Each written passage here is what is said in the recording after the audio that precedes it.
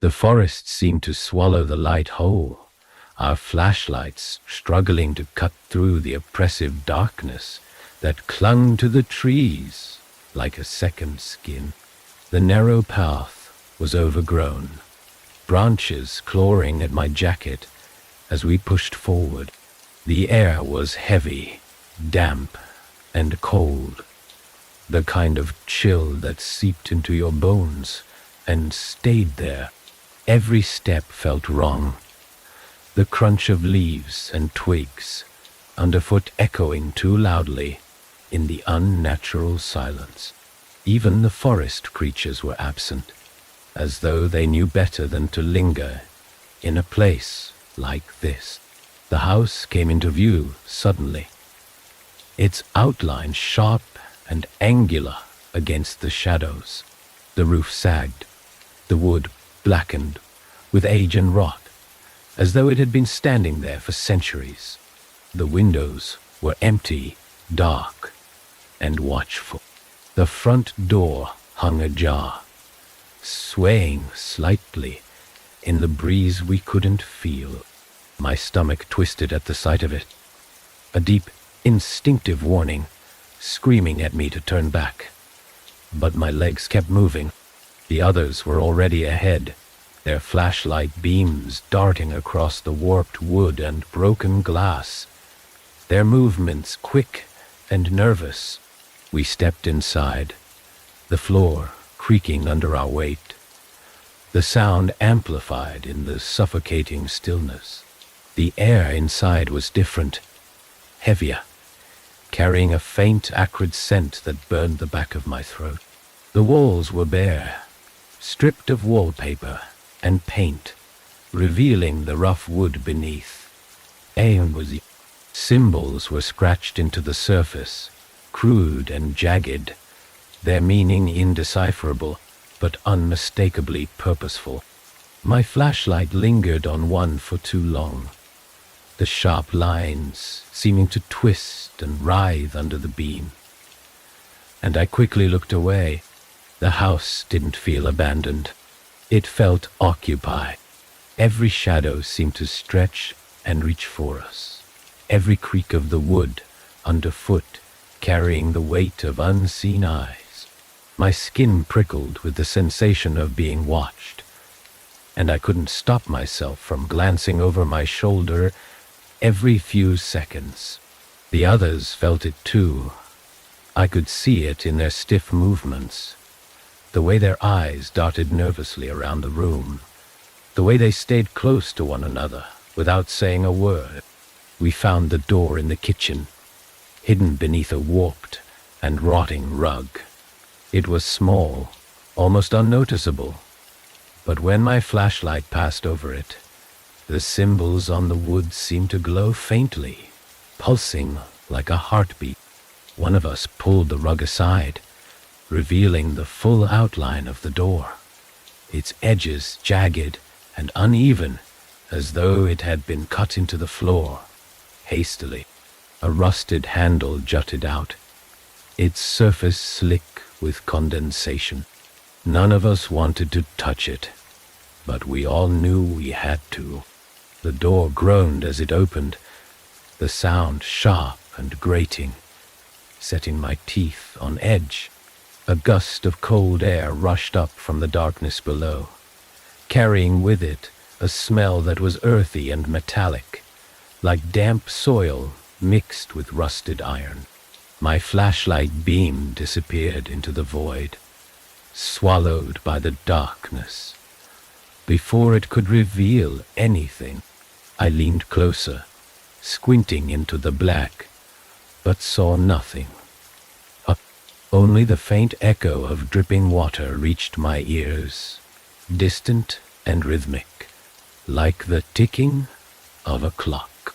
We descended slowly, the wooden stairs groaning under our weight, each step feeling like it might give way and send us plunging into the abyss. The walls of the tunnel were lined with more symbols, carved deeply into the stone, their edges sharp and deliberate. The air grew colder the deeper we went, the kind of cold that made your breath fog and your skin crawl. My flashlight flickered, the beam sputtering weakly, and I tapped it against my palm, my heart racing as the shadows seemed to close in. At the bottom of the stairs, the tunnel opened into a narrow hallway, the ceiling low enough that we had to crouch slightly as we moved. The walls here were rough, uneven, as though they'd been dug out by hand. The symbols were gone now, replaced by scratches that crisscrossed the surface in chaotic patterns, as though something had clawed at the stone in a desperate frenzy. My breathing was loud in the confined space, each exhale bouncing back at me in a faint echo that sounded too much like a whisper. The hallway ended in a small circular room, the walls smooth and black, their surface gleaming faintly in the weak light. In the center of the room was a single object, a large, rusted chest, its surface covered in the same jagged symbols we'd seen upstairs. Chains wrapped around it, their links thick and corroded, as though someone had gone to great lengths to ensure it stayed shut. The air here was thicker, heavier, pressing against my chest with an intensity that made it hard to breathe. My flashlight beam wavered as my hand shook, the light catching on the sharp edges of the symbols, making them glow faintly in the darkness. One of us reached for the chest, their movements slow and hesitant, as though compelled by something unseen. My stomach twisted in protest, every instinct screaming at me to stop them, to run, but I couldn't move. The room seemed to hold me in place, the weight of its presence pressing down on me like a physical force. Their fingers brushed the surface of the chest, and the symbols flared to life, their light bright and searing, illuminating the room in sharp, jagged shadows. A sound filled the room, then low and guttural, vibrating through the stone and into my bones. It wasn't just a noise. It was a voice, deep and resonant, speaking in a language I couldn't understand, but that filled me with a terror so profound it left me gasping for air. The light from the symbols spread, snaking across the walls and ceiling, their sharp lines twisting and writhing like living things.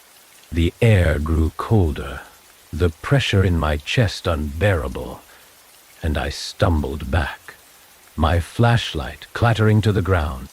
The voice grew louder, more insistent, and the room trembled violently, chunks of stone falling from the ceiling.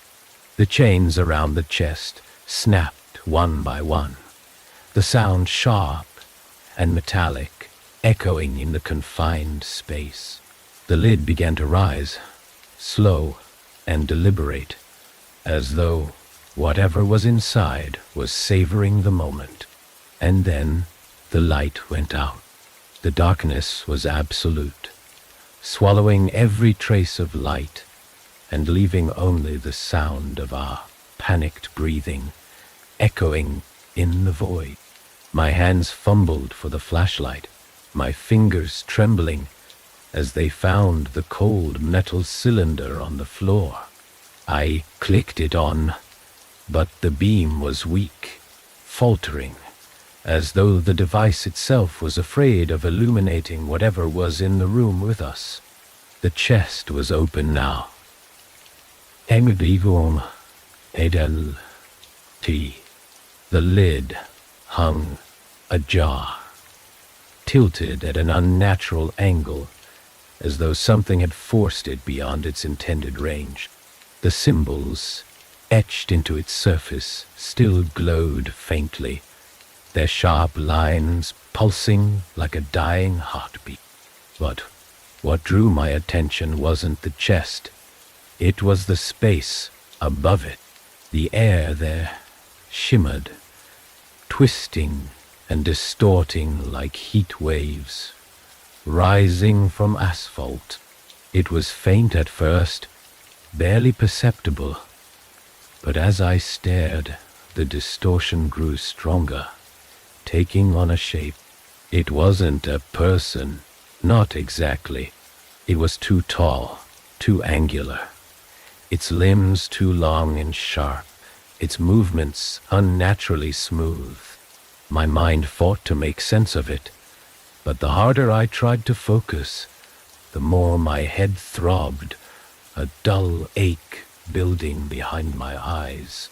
The voice returned, low and guttural, reverberating through the room like a physical force.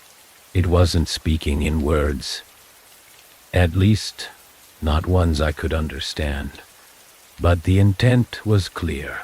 It was calling to us, beckoning, pulling at something deep within me. I felt my legs move forward, unbidden, my body responding to the summons against my will. Behind me, someone screamed, a raw, piercing sound that broke through the haze in my mind. I stopped, my flashlight swinging wildly as I turned toward the noise. It was Claire. She was on her knees, her hands clutching her head, her flashlight lying forgotten on the floor. Her mouth moved soundlessly, her eyes wide and unblinking, staring at something none of us could see. "Claire," I shouted, my voice cracking, but she didn't respond. The voice grew louder, more insistent, and the room trembled, the walls vibrating with a low, resonant hum. The glow from the symbols spread across the floor and up the walls, their light brightening with each pulse, casting jagged shadows that seemed to move of their own accord. Ben grabbed my arm, his grip tight and desperate. "We have to go," he said, his voice hoarse. "We can't stay here." I nodded, my throat too tight to speak, and reached for Claire, my fingers curling around her wrist. Her skin was cold, clammy, and she didn't react to my touch. "Claire, get up," I said, shaking her gently, but her eyes remained fixed on the chest, her body rigid. The shimmering figure above the chest moved then, its limbs stretching, twisting, its form solidifying into something more defined. It leaned forward, its head tilting at an unnatural angle, and for a moment I thought it was looking directly at me. My flashlight flickered, the beam sputtering weakly, and I felt the weight of its gaze pressing down on me, heavy and suffocating. The voice shifted, its tone sharp and commanding, and Claire screamed again, her body convulsing as she wrenched her arm free from my grip. She stumbled toward the chest, her movements jerky and uncoordinated, like a puppet dragged along by invisible strings. The glow from the symbols intensified, their light searing into my vision, and I stumbled back, my chest tight with panic. "Stop her!" Ben shouted, lunging forward, but it was too late. Claire's hands touched the edge of the chest, and the room erupted in light. The force of it knocked me off my feet, the impact sending a sharp jolt of pain through my back as I hit the ground. My flashlight spun across the floor, its beam cutting through the chaos. And for a moment, I could see everything. The walls, the floor, the ceiling. They were covered in the glowing symbols now, their light pulsating in time with the voice. The figure above the chest had grown larger, its form more defined, its sharp angular limbs stretching outward as though reaching for the edges of the room. Claire stood at the center of it all, her head tilted back, her arms outstretched. Her body was illuminated by the glow of the symbols, her face serene, almost peaceful. But her eyes were wrong. They were empty, hollow, filled with the same pulsating light that radiated from the chest. The voice spoke through her now, its guttural tones twisting her words into something unrecognizable, something inhuman. Ben pulled me to my feet, his face pale, his eyes wide with fear. "We have to get out of here," he said, his voice trembling. "No? I nodded, my legs moving before my mind could catch up. We stumbled toward the stairs, the air around us heavy and oppressive, pressing against my chest like a vice. The light from the symbols grew brighter, their pulsations faster, and the voice rose to a deafening crescendo, the sound vibrating through my skull. The stairs were gone. Where they had been was now a smooth wall of stone, the symbols etched into its surface, glowing faintly. My stomach dropped, my breath catching in my throat as the weight of the realization hit me. We were trapped. The voice fell silent. The light from the symbols dimmed, leaving only the weak glow of my flashlight to illuminate the room. The shimmering figure above the chest was gone, and Claire stood motionless in the center of the room, her back to us, her arms hanging limply at her sides. The silence was absolute, suffocating, broken only by the faint, rhythmic sound of dripping water. Then Claire turned, her movements slow, deliberate. Her face was blank, expressionless, her hollow eyes glowing faintly in the dim light. She opened her mouth to speak, and the voice that came out wasn't hers. "You shouldn't have come. Anna, Pasutos. Come." Claire's voice. Oh. Whatever was using her voice sent a chill racing down my spine, each word resonating with a weight that felt impossible to bear. It wasn't just sound. It was something deeper, something that pressed into my chest and crawled beneath my skin. The glow in her eyes intensified, casting faint, shifting shadows on the walls as she took a slow, deliberate step toward us. Ben grabbed my arm, his grip iron-tight, pulling me back. "We have to get out of here," he whispered, though the panic in his voice made it clear he didn't believe there was anywhere to go. His flashlight trembled in his hand, the beam flickering as though even the light itself was faltering under the weight of this place. Claire stopped abruptly, her head tilting to one side in a way that was far too sharp, far too wrong. Her glowing eyes focused on me, pinning me in place, and I felt a sudden, crushing weight pressing down on my chest. It wasn't physical, at least not entirely. It was something worse, something that gnawed at the edges of my mind, threatening to unravel me from the inside out. "You opened the door," she said, her voice layered, fractured, as though it came from multiple throats at once. "And now it's awake." The chest behind her pulsed faintly, the symbols on its surface glowing and dimming in a slow, rhythmic pattern. The air around it shimmered, twisting and bending like heat waves, and the guttural voice from before rose again. Softer this time, but no less sinister. It wasn't a voice meant for words. It was a force, a presence that filled the room and pressed against the boundaries of reality.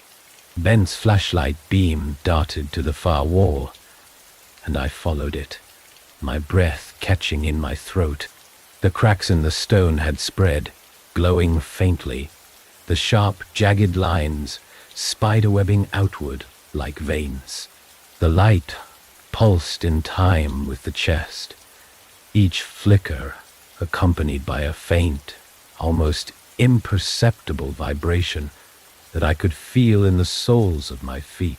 Claire took another step toward us, her movements slow and mechanical, like a marionette dragged along by invisible strings. Her face was expressionless, her glowing eyes unblinking, but there was something behind them, something vast, ancient, and impossibly hungry. I tried to speak, to call out to her, but the words died in my throat, swallowed by the suffocating weight of the room.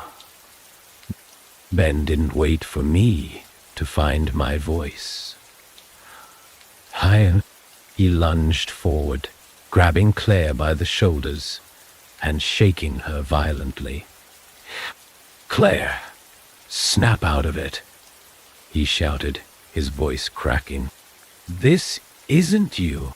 She didn't react. Her body swayed slightly under the force of his grip, but her face remained blank, her eyes fixed on something only she could see. The guttural voice rose in volume, its cadence shifting, growing more insistent, and the glow from the chest flared brighter, casting harsh, jagged shadows across the room. Then she moved. It happened so fast, I barely registered it. One moment, Claire was standing motionless, and the next, she lashed out, her hand striking Ben with a force that sent him sprawling to the floor. He groaned, clutching his chest, and his flashlight clattered away, its beam spinning wildly across the room. I rushed to his side, my own flashlight trembling in my hands as I turned back to Claire. She wasn't Claire anymore. Her body twisted unnaturally, her limbs jerking and contorting as though something inside her was trying to force its way out. The glow in her eyes grew brighter, spilling over her face and casting sharp, angular patterns on her skin. Her mouth opened, but no sound came out, only the faint, distorted echoes of the guttural voice, now layered and fragmented, filling the room like a chorus of despair. The cracks in the walls widened, and the symbols on the chest flared brighter, their light searing into my vision. The air grew colder, the weight pressing down on me so intense that I could barely breathe. I reached for Ben, pulling him to his feet, and stumbled toward the far wall, desperate for any way out. Behind us, Claire, or the thing that had taken her, let out a sound that wasn't a scream, but something far worse. It was a distortion, a tearing, a sound that ripped through the air and sent a wave of nausea crashing over me.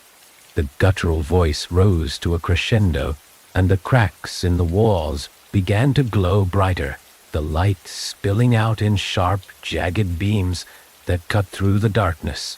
"We have to move," I said, my voice trembling, barely audible over the noise. I grabbed Ben's arm, dragging him toward one of the cracks in the wall, where the stone had crumbled just enough to reveal a narrow passage. The light spilling from the crack was blinding, pulsating in time with the symbols, but it was the only way out. Ben didn't argue.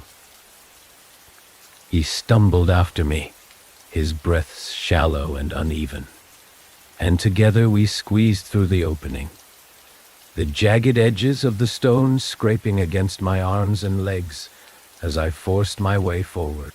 The passage was tight, claustrophobic, the walls pressing in on all sides, and the air was thick with dust and the faint, acrid scent of something burning. Behind us, the guttural voice continued, its echoes growing fainter as we moved deeper into the passage.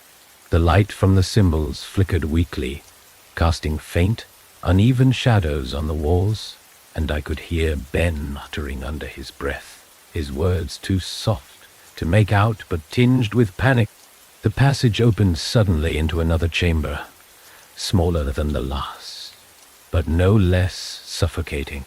The walls here were smoother, lined with more of the jagged symbols, their edges glowing faintly in the dim light. The air was colder, heavier, and I felt a deep, aching dread settle over me as I stepped forward. The tapping started again. It was faint at first, barely audible, but it grew louder with each step, each beat resonating in my chest like a second heartbeat.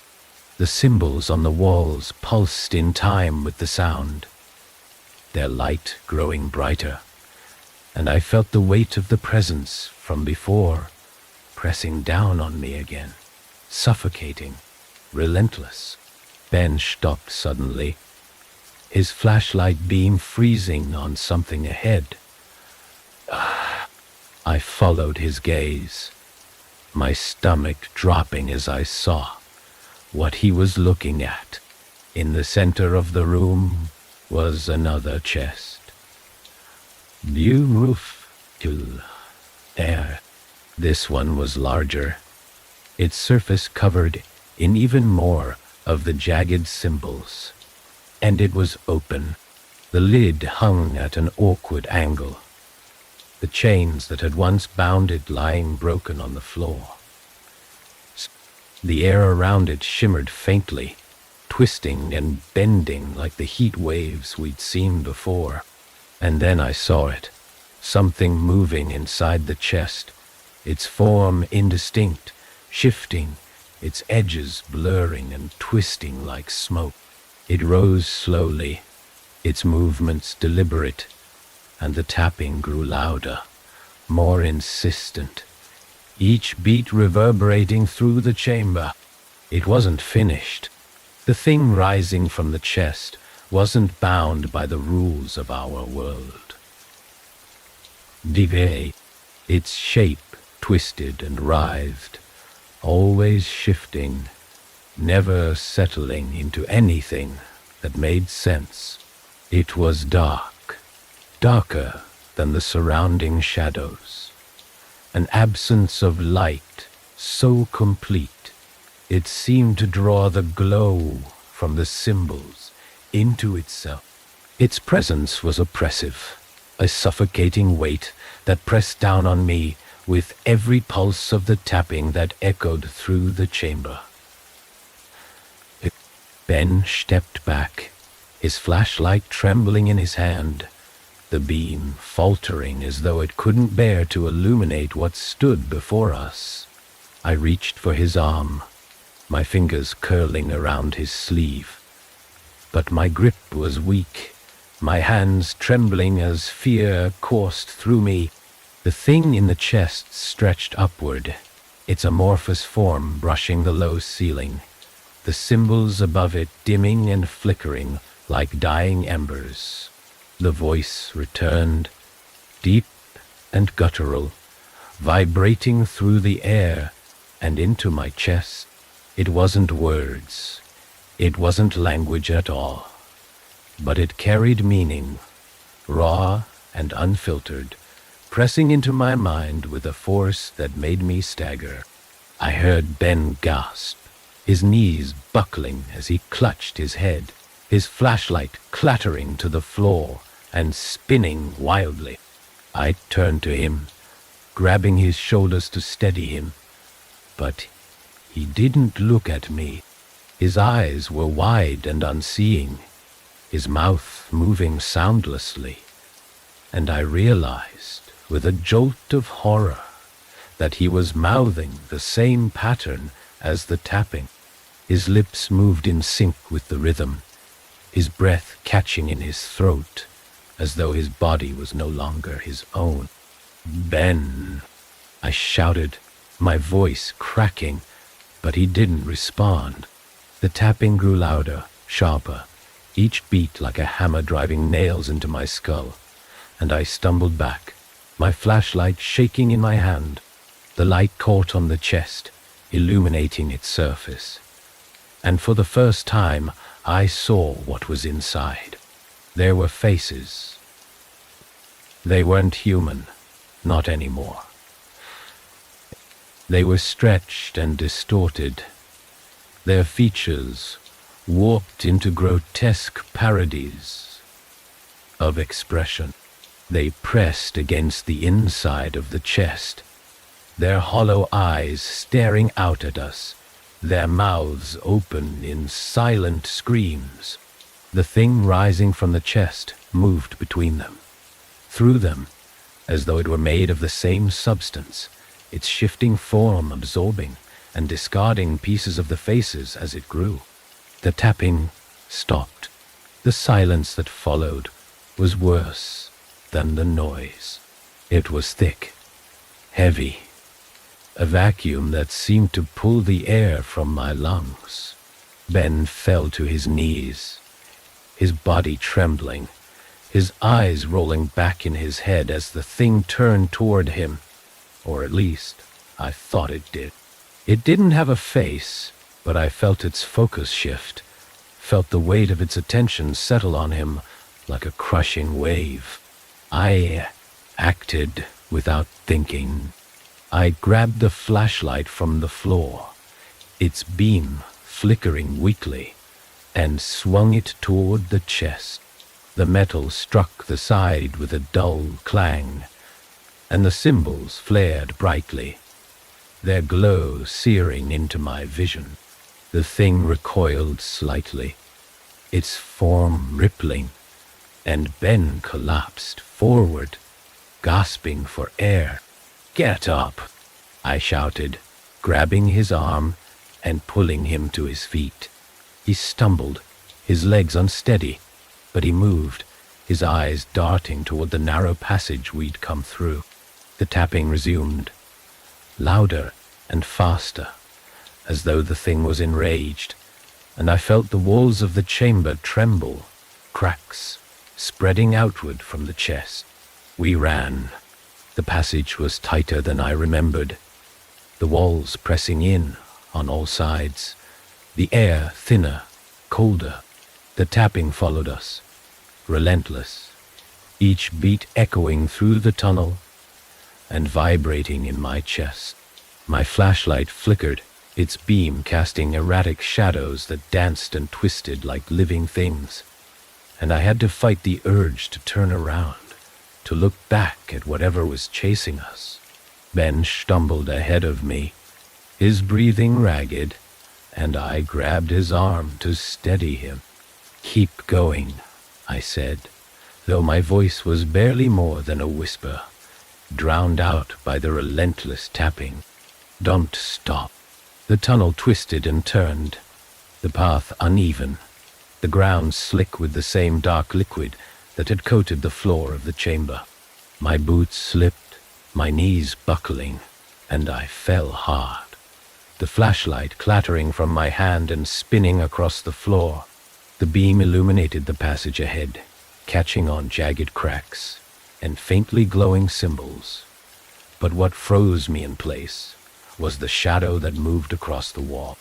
It was too large, too distorted, its edges sharp and angular, its form shifting with every beat of the tapping.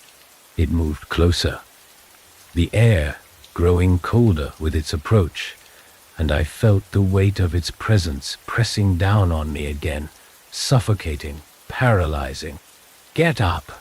Ben's voice broke through the haze, and I felt his hands under my arms, pulling me to my feet.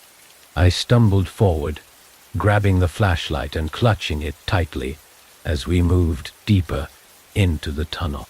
The tapping was deafening now, each beat a hammer blow against my skull, and I could feel the thing closing in, its shadow stretching toward me, reaching for me. The tunnel opened into another chamber, smaller and darker, the walls slick and glistening with moisture. There was no chest here, no symbols, no light.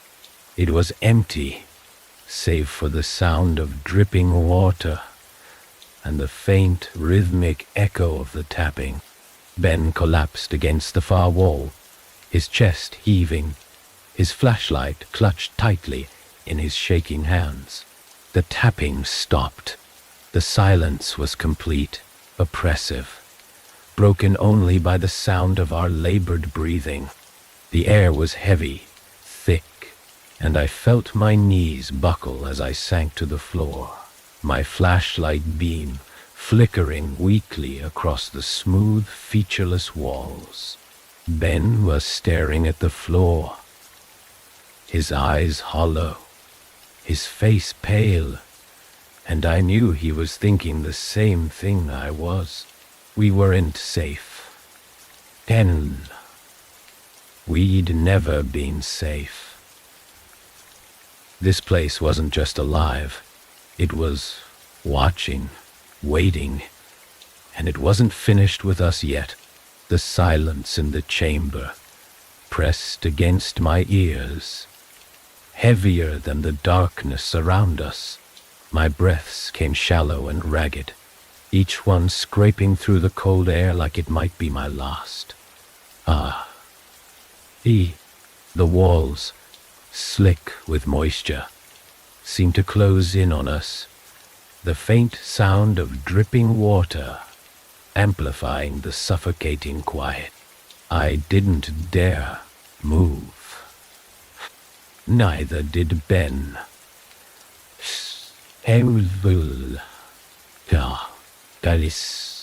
We sat in the darkness, backs pressed against the cold, uneven stone, our flashlights dimming as though they, too, were succumbing to the weight of this place.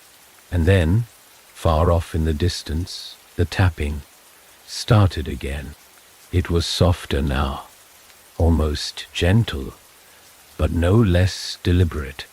Each tap sent a vibration through the stone beneath me, a pulse that traveled up my spine and settled deep in my chest.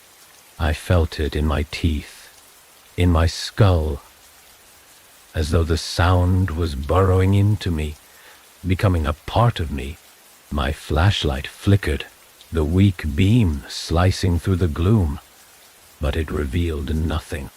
The sound was everywhere and nowhere, coming from a place I couldn't pinpoint, couldn't escape. Ben, I whispered, my voice hoarse and barely audible. We can't stay here. He didn't respond at first. His head was bowed, his shoulders slumped, his flashlight trembling in his hand. I reached out, grabbing his arm, and the contact made him flinch violently, his eyes snapping to mine. There was something in his expression I hadn't seen before, something hollow and desperate, like he'd already given up. We have to keep moving, I said, more forcefully this time, though my own voice shook. If we stay here, it'll find us. He nodded slowly, but his movements were mechanical, his body responding without thought. He pushed himself to his feet, his legs unsteady, and I followed, gripping my flashlight like it was the only thing tethering me to reality. The tapping grew louder, more insistent, as though it could sense our hesitation, and the faint rhythmic echoes seemed to mock us as we stumbled forward. The chamber narrowed into another passage, its walls slick and uneven, the air colder than before. My flashlight beam illuminated strange marks in the stone, not the angular symbols we'd seen earlier, but scratches, deep, jagged gouges that crisscrossed the surface like frantic claw marks. They grew more frequent as we moved deeper, their edges sharp and fresh, as though whatever had made them was still nearby. The tapping stopped abruptly. The silence that followed was suffocating, pressing against my skull with a force that made my head throb. I stopped in my tracks, my flashlight flickering weakly, and turned to Ben. His expression was tight, his eyes darting nervously between the walls, the floor, the ceiling, as though expecting something to leap out of the shadows. The air shifted. It wasn't a sound, not exactly, but I felt it, a faint ripple, a distortion, as though the space around us was bending, folding in on itself. The light from my flashlight dimmed further, the shadows around us growing darker, deeper, until it felt like the darkness itself was alive, pressing against the edges of the beam, threatening to consume it entirely. And then I saw it. At first, it was just a flicker, a faint shimmer in the corner of my vision. But as I turned my flashlight toward it, the shape became clearer. It wasn't like the thing from the chest. This was smaller, more defined, but no less unnatural. Its body was angular and fragmented, its edges jagged and sharp, like broken glass held together by shadows. It moved with a stuttering, erratic motion, each shift accompanied by a faint, metallic sound that made my teeth ache. It didn't have a face, but I knew it was watching us.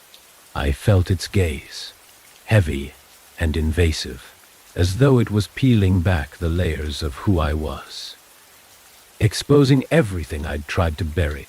My flashlight beam trembled as it danced over the thing's shifting form, and for a moment I thought it was retreating, dissolving into the shadows. Then it lunged. I barely had time to react. The thing moved impossibly fast, its jagged limbs slicing through the air as it surged toward me. I stumbled back, my boots slipping on the slick floor, and fell hard, the impact jarring the flashlight from my grasp. The beam spun wildly, casting frantic shadows on the walls, and for a moment, all I could see was darkness. Ben screamed. The sound jolted me into action, and I scrambled for the flashlight, my hands slipping on the wet stone as I fumbled to grab it. When I finally did, I swung the beam toward him, the light catching on the creature as it loomed over him. Its jagged limbs wrapped around him, pulling him closer, its fragmented form shimmering faintly in the weak light. Ben thrashed against it, his movements frantic, his flashlight swinging wildly, but it wasn't enough. I acted without thinking. Grabbing a chunk of loose stone from the ground, I hurled it toward the creature with all the strength I could muster. The rock struck its form, and the metallic sound reverberated through the chamber like a bell, sharp and jarring. The thing recoiled, its limbs releasing Ben as it twisted away, its form flickering like a glitching image. Ben collapsed to the floor, gasping for air, and I rushed to his side, pulling him to his feet. "Run," I said, my voice shaking. "We have to run." He didn't argue. We stumbled forward, the narrow passage twisting and turning, the sound of our footsteps echoing through the confined space. Behind us, the tapping resumed, faster now, more frantic, each beat like a hammer driving into my skull. The thing was following us. I could feel it, its presence pressing against my back, its fragmented form shifting and stuttering at the edges of my vision. The passage opened into another chamber, larger this time, with high, jagged walls that stretched into darkness. The air here was colder, heavier, and the faint glow of the symbols on the walls illuminated the room in an eerie, pulsating light. In the center of the chamber was another chest, larger than the first, its surface covered in even more of the jagged symbols, and it was open. The air around it shimmered, twisting and bending, and from within the chest came a low, guttural sound that vibrated through the stone. The tapping stopped, replaced by a new sound, a deep, resonant hum that seemed to come from everywhere at once. I felt my knees buckle, the weight of the sound pressing down on me, and I clutched at Ben, my breath coming in shallow, ragged gasps. The thing from the chest rose, its form vast and shifting, its edges sharp and jagged. It filled the chamber, its presence suffocating, and as it turned toward us, I realized with a sinking dread that there was no escape. The chamber was alive. Every surface seemed to pulse faintly, the jagged walls vibrating with a low, rhythmic hum that resonated in my bones. The symbols etched into the stone glowed faintly, their light shifting and pulsating in time with the deep guttural sound emanating from the chest. The air was thick, each breath a struggle, and my flashlight barely penetrated the oppressive darkness that seemed to gather at the edges of the room. The thing rising from the chest was impossible to define. Its form was vast and amorphous, a swirling mass of jagged shadows and shifting fragments that defied logic. Its edges were sharp, angular, constantly moving, and its presence filled the chamber, pressing against the walls, the air, my mind.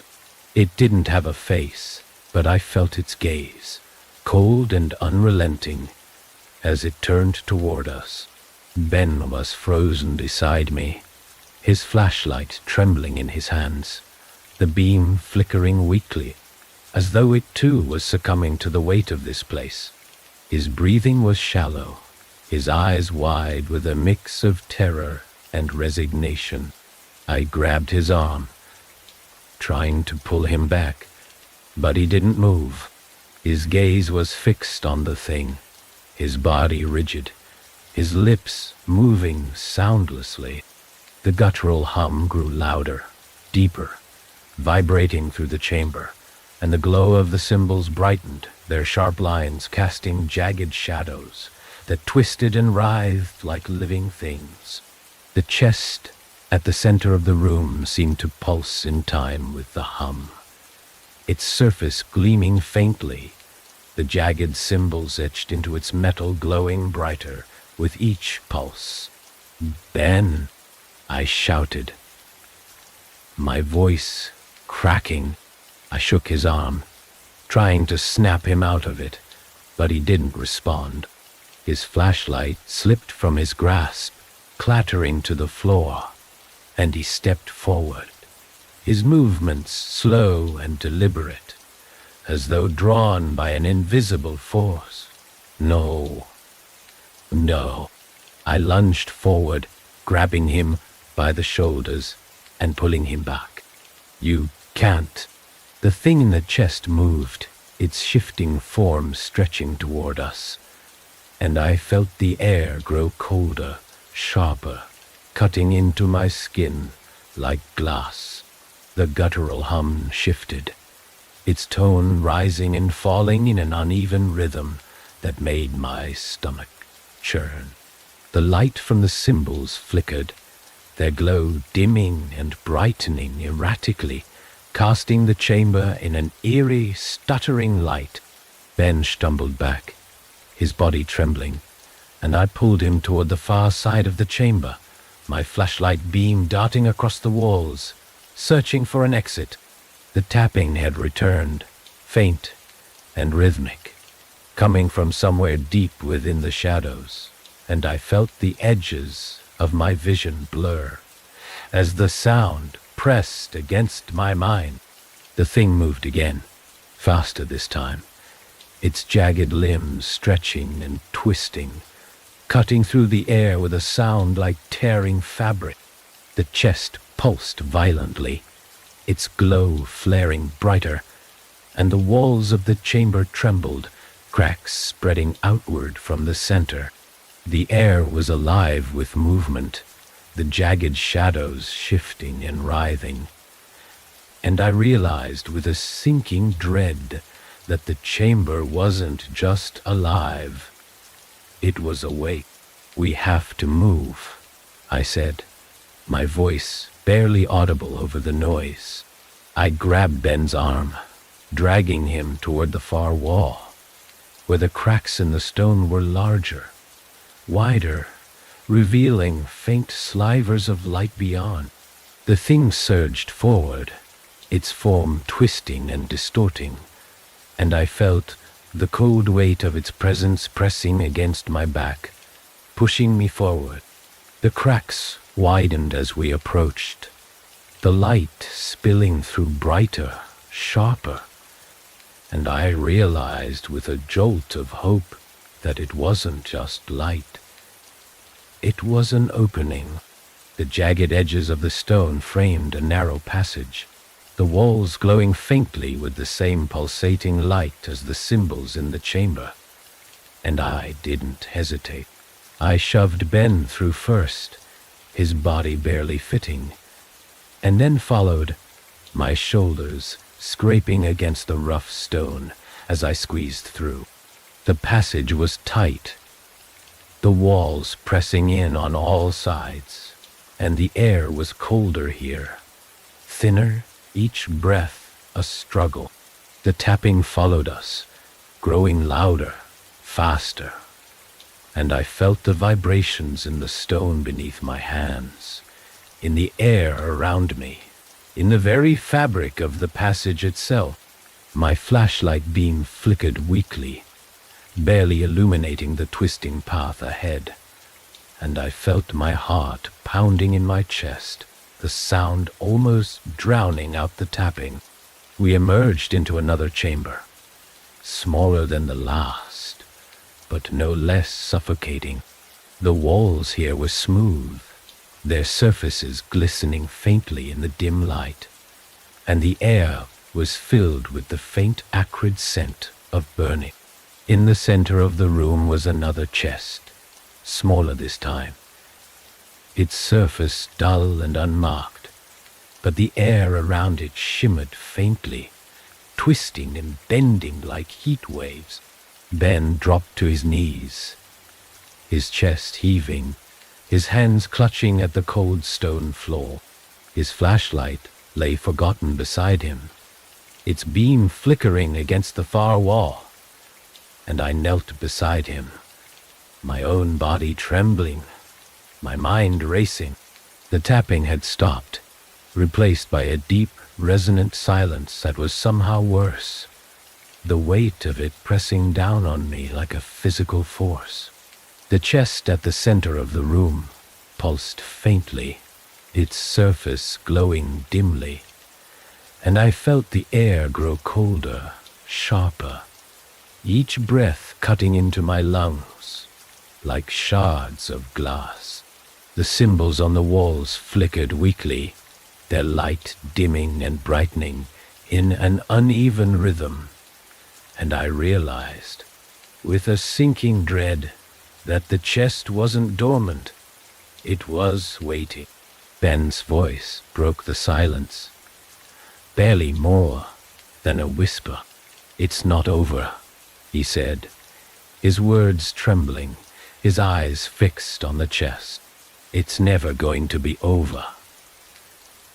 Before I could respond, the chest pulsed again, its glow flaring brighter, and the air around it twisted violently, the shimmering distortions spreading outward. The walls of the chamber trembled, the floor shifting beneath me, and I felt the weight of the presence from before pressing down on me again, suffocating, relentless.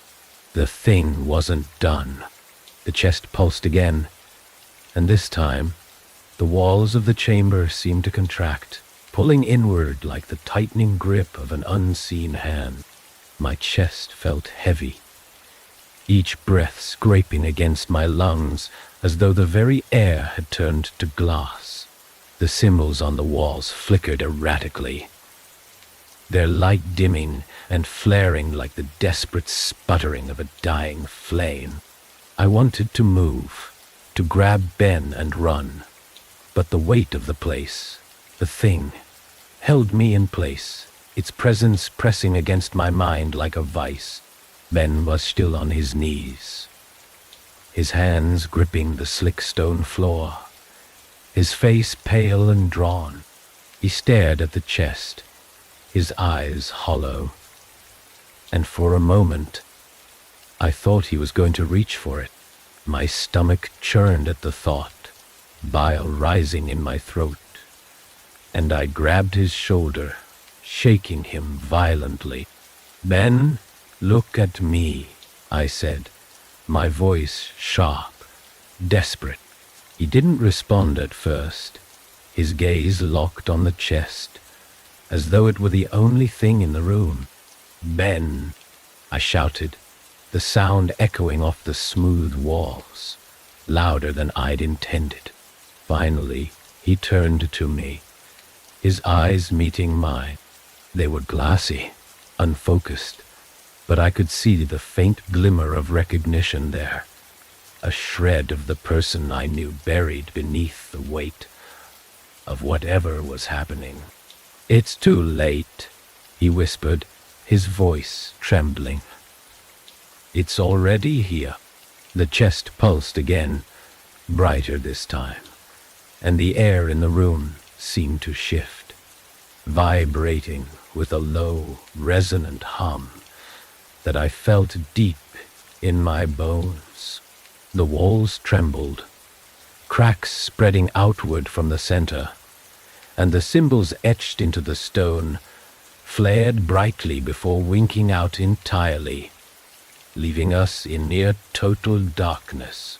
Only the chest remained illuminated, its glow casting jagged shadows that twisted and writhed like living things. The hum grew louder, deeper, filling the chamber with a sound that wasn't just noise. It was presence, vast and unrelenting, pressing against every part of me. My flashlight flickered weakly in my hand, its beam barely cutting through the oppressive gloom, and I realized with a sinking dread that the chest wasn't just a vessel. It was a doorway. Something was coming through.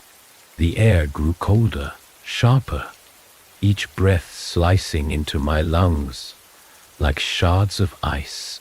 The glow from the chest brightened, the light spilling out in jagged beams that cut across the chamber, illuminating the cracks in the walls, the trembling floor, the faint shimmer of something moving just beyond the edge of the light. And then it emerged. The thing wasn't like the other shapes we'd seen, the jagged, fragmented forms that moved like shattered reflections. This was something else, something vast and amorphous, its form twisting and writhing, as though it couldn't fully exist in this world. Its edges shimmered, sharp and angular, but its core was dark, an absence of light so complete it seemed to devour everything around it. The air around it rippled, bending and distorting, and I felt its presence pressing against my mind, vast and unknowable, a weight I couldn't bear. Ben staggered to his feet, his flashlight clutched tightly in his trembling hands. He stared at the thing, his expression a mix of terror and resolve, and I knew what he was about to do before he even moved. "Ben, don't." "Shui," I started, but the words caught in my throat as he took a step forward, his flashlight beam slicing through the dark. "It has to end," he said, his voice steady despite the tremor in his hands. "If I don't do something, it's not going to stop." "No," I said, grabbing his arm, pulling him back. "There has to be another way." "There isn't," he said, shaking his head. "You know there isn't." The thing moved then, its form shifting, expanding. The jagged shadows it cast, stretching across the chamber and swallowing the faint light. The hum grew louder, almost deafening, and the air around us seemed to crackle, alive with a terrible energy that pressed against my skin, my bones, my mind. Ben wrenched free of my grip, his movements sharp and determined, and before I could stop him, he lunged toward the chest. The thing surged toward him, its jagged limbs reaching out. But he didn't hesitate. He raised his flashlight, the beam brightening impossibly as he brought it down on the chest, the metal striking the glowing surface with a deafening crack.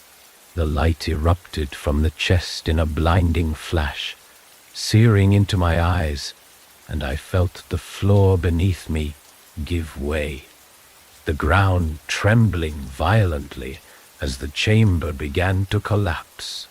The sound was overwhelming, a cacophony of cracking stone, roaring air, and the deep, guttural hum that vibrated through every part of me. I stumbled back, my legs buckling, and fell hard, my head striking the stone floor. For a moment, everything went silent. When I opened my eyes, the chamber was gone. The chest, the thing, the symbols, everything had vanished, replaced by a vast, empty darkness that stretched out in every direction. The air was still, cold, and I felt weightless, suspended in the void, my body trembling with exhaustion and fear. Ben was gone. I called out his name, my voice breaking, but there was no response, no echo, just the silence, deep and infinite, pressing against me like a shroud. My flashlight was still in my hand, its beam weak and flickering, and I raised it, the light cutting through the dark and revealing nothing. There was nothing. And then, faint and distant, I heard it. The tapping, slow, rhythmic, steady. It wasn't finished.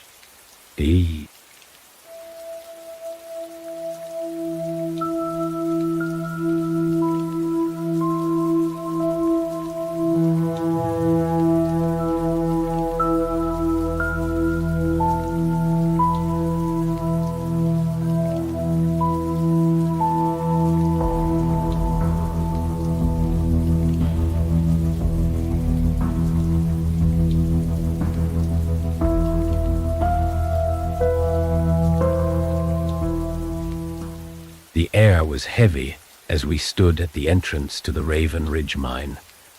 The darkness yawning before us, like the open maw of some ancient beast. My flashlight barely pierced the gloom. The narrow beam, trembling against the jagged rocks and twisted remnants of rusted machinery that littered the ground. The silence was suffocating. A stillness so complete that even our breaths felt intrusive. The wind was absent here, the air cold and damp, carrying the faint metallic tang of rust and decay. Mia was the first to step forward, her boots crunching against the gravel. The sound too loud in the oppressive quiet. The faint light of the setting sun behind us cast long shadows. But they felt wrong, shifting too slowly, like they were dragging against something unseen. My stomach churned with unease, the weight of the place pressing down on me like an iron shroud. This wasn't just an abandoned mine. It was a tomb. Envelop. The others followed Mia, their flashlights cutting through the darkness as we moved deeper into the tunnel. The air grew colder with each step, the light from the entrance fading rapidly behind us until it was swallowed entirely. The tunnel walls were rough, jagged, and damp, glistening faintly in the weak beams of our lights. Strange marks marred the surface, scratch-like grooves that ran erratically, as though carved in panic. Mark stopped abruptly, his flashlight fixed on one of the walls. The beam illuminated a faint carving, its lines crude and angular, etched deep into the stone. The symbol was unrecognizable, a twisted shape that seemed to writhe as the light passed over it. I stepped closer, the hairs on the back of my neck standing on end as I traced the edges of the carving with my light. It wasn't just a symbol, it was a warning. We pressed on, the tunnel narrowing around us, the air thick and suffocating. Every sound was amplified, the crunch of gravel underfoot, the soft rustle of jackets, the faint hitch of Mia's breath as she tightened her grip on her flashlight. The deeper we went, the more the mine felt alive.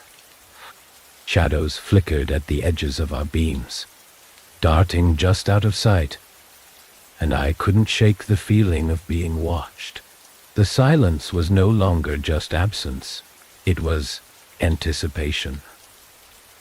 The tunnel widened into a small chamber, the ceiling stretching high above us, lost in the darkness. Rusted tools and broken carts were scattered across the floor, their edges jagged and corroded with time. At the center of the room was a wooden beam, splintered and rotting, leaning precariously against the wall. Strange symbols, like the one we'd seen earlier, were scratched into its surface, deeper and more frantic, as though someone had carved them in desperation. A faint noise broke the silence, a soft, rhythmic tapping that echoed faintly through the chamber. It was distant, almost imperceptible, but it sent a chill racing down my spine. I turned to the others, their faces pale in the dim light. No one spoke, but the unspoken question was clear. Had we all heard it? The tapping grew louder, the rhythm steady and deliberate, as though something was moving toward us. My flashlight trembled in my hand as I swung it toward the source of the sound, the beam cutting through the darkness, but revealing nothing. The air grew colder, sharper, each breath burning in my chest, and the tapping stopped as suddenly as it had begun. Mia's flashlight flickered, her beam dancing erratically across the chamber, and I saw it. just for a moment. A shadow, darker than the rest, shifting at the edge of the light. It was tall, impossibly tall. Its form jagged and fragmented, like broken glass caught in a storm. And then it was gone. "Mia," I whispered, my voice hoarse, barely audible over the sound of my pounding heart. She didn't respond. Her flashlight dropped to the ground with a sharp clatter, the beam spinning wildly as she stumbled forward, her hands reaching for something unseen. Mark lunged for her, grabbing her arm and pulling her back, but she struggled against him, her movements jerky and unnatural.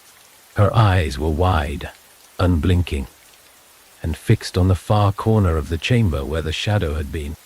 "It's calling me," she said, her voice flat, mechanical, devoid of emotion. "I have to go." "No," Mark said sharply, his grip tightening, but Mia's strength was unnatural, her body twisting free of his grasp as she stepped toward the darkness. The light from her fallen flashlight caught her face, and my stomach dropped. Her eyes weren't hers anymore. Eve Luth, I stared. They were hollow, empty, glowing faintly, with a sickly, pulsating light that matched the rhythm of the tapping.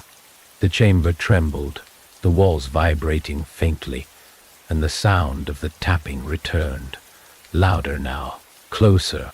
The symbols on the beam, in the center of the room, began to glow, their jagged lines pulsing with the same rhythm, casting eerie, shifting shadows across the chamber. The air was alive with movement, the darkness swirling and writhing, as though it had taken on a life of its own. And then it emerged. The shadow from before stepped into the light, or perhaps the light bent around it, unable to touch.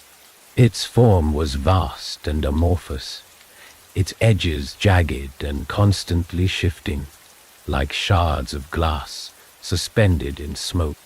It didn't have eyes, but I felt its gaze, cold and piercing, boring into me with an intensity that left me gasping for air.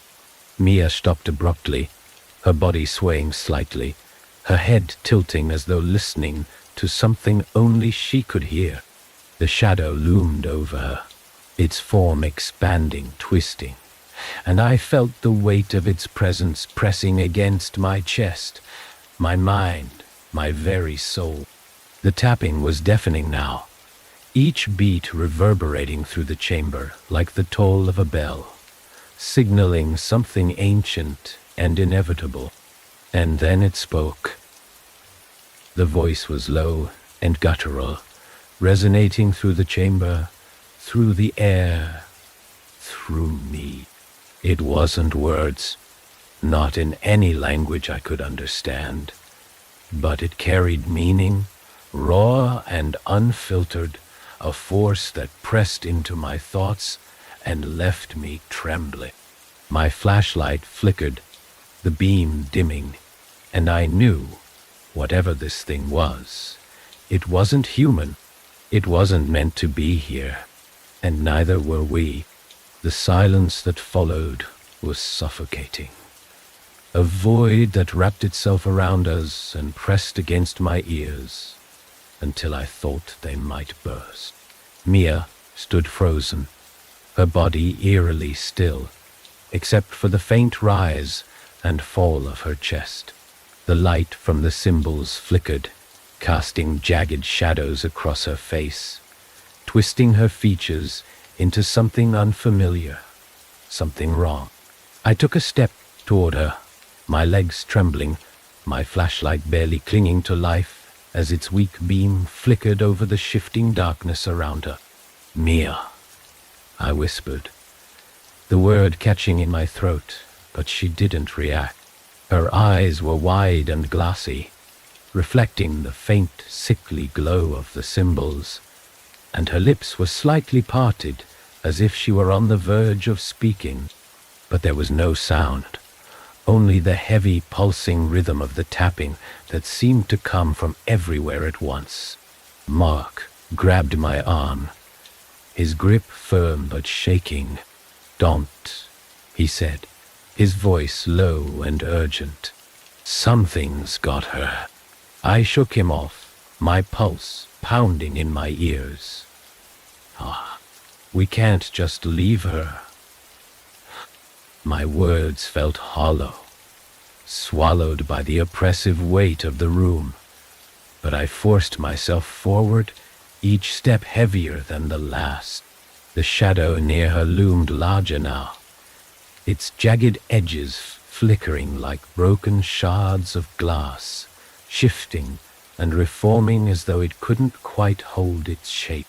It didn't move toward her, but its presence was enough to make my skin crawl, every instinct screaming at me to run. "Mia," I said again, louder this time, my voice trembling as I reached out for her. My fingers brushed her arm, and for a moment the spell seemed to break. She blinked, her lips moving soundlessly. And then she turned to look at me. Her eyes weren't hers anymore. The glow from the symbols had consumed them, filling the hollows with a pulsing light that seemed to shift and swirl with an intelligence of its own. Her expression was blank, her features slack, but the thing behind her wasn't. The shadow twisted and surged forward, its edges stretching toward me like grasping fingers. I stumbled back, the cold weight of its presence pressing against my chest, and Mia spoke. "It's too late," she said, her voice flat and mechanical, layered with something deeper, something guttural that didn't belong to her. "It's awake now." The tapping grew louder, sharper, and the room trembled violently, the floor shifting beneath my feet. The glow from the symbols flared brightly, their jagged lines twisting and writhing as though they were alive. And the air grew colder, sharper, each breath burning in my lungs. Mark shouted something behind me, his voice barely audible over the noise. But I couldn't look away from Mia. She wasn't moving anymore, her body stiff and unnatural, her hollow eyes fixed on the shadow that loomed over her. And then it touched her. No.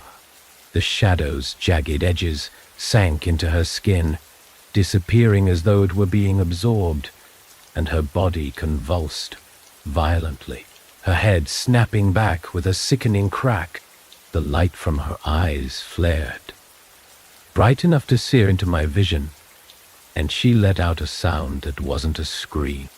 It was a distortion, a tearing, a sound that vibrated through the air and sent a wave of nausea crashing over me. Mark grabbed my arm, yanking me back, and I turned to see him, pointing toward a narrow passage on the far side of the room. The symbols on the walls had spread, their jagged lines reaching toward the passage like veins, glowing faintly in the dim light. "We have to go," he shouted, his voice breaking. "No." I hesitated, my gaze flicking back to Mia, but she was gone, or at least the person I'd known was gone. The shadow had consumed her, twisted her, and whatever stood there now wasn't human. It turned toward me, its hollow eyes locking onto mine, and I felt the weight of its gaze pressing into my mind, unraveling the edges of my thoughts, pulling me toward it. Mark pulled harder, dragging me toward the passage, and my body finally responded. I stumbled after him, my legs weak and unsteady, the tapping growing louder behind us, each beat reverberating through the narrow tunnel as we ran. The light from the cymbals followed us, the jagged lines crawling along the walls, twisting and shifting as though they were alive, and the cold air bit into my skin, leaving it raw and burning. The tunnel twisted and turned, the walls closing in around us, and the sound of the tapping was relentless, a constant pounding rhythm that drowned out everything else. My flashlight flickered, its beam weak and sputtering, and I gripped it tightly, my knuckles white, as though it were the only thing tethering me to reality. We reached a fork in the tunnel, the path splitting in two equally dark and uninviting directions. Mark stopped abruptly, his chest heaving, his flashlight darting between the two passages. "Which way?" he asked, his voice shaking, but I didn't have an answer. Both paths stretched into darkness, the walls lined with the same jagged symbols, and the tapping seemed to come from everywhere, echoing off the stone and disorienting me. A low, guttural sound rose from behind us, a deep, resonant hum that vibrated through the tunnel and set my teeth on edge. It was the same sound I'd heard when the shadow first appeared, but now it was louder, more insistent, a force that pushed us forward even as it filled me with dread. "This way," Mark said, choosing the left passage and pulling me after him. I followed without question, my flashlight beam bouncing off the uneven walls as we ran. The tapping grew faster, more frantic, and I could feel the presence behind us, the weight of it pressing closer, the cold air sharp and biting.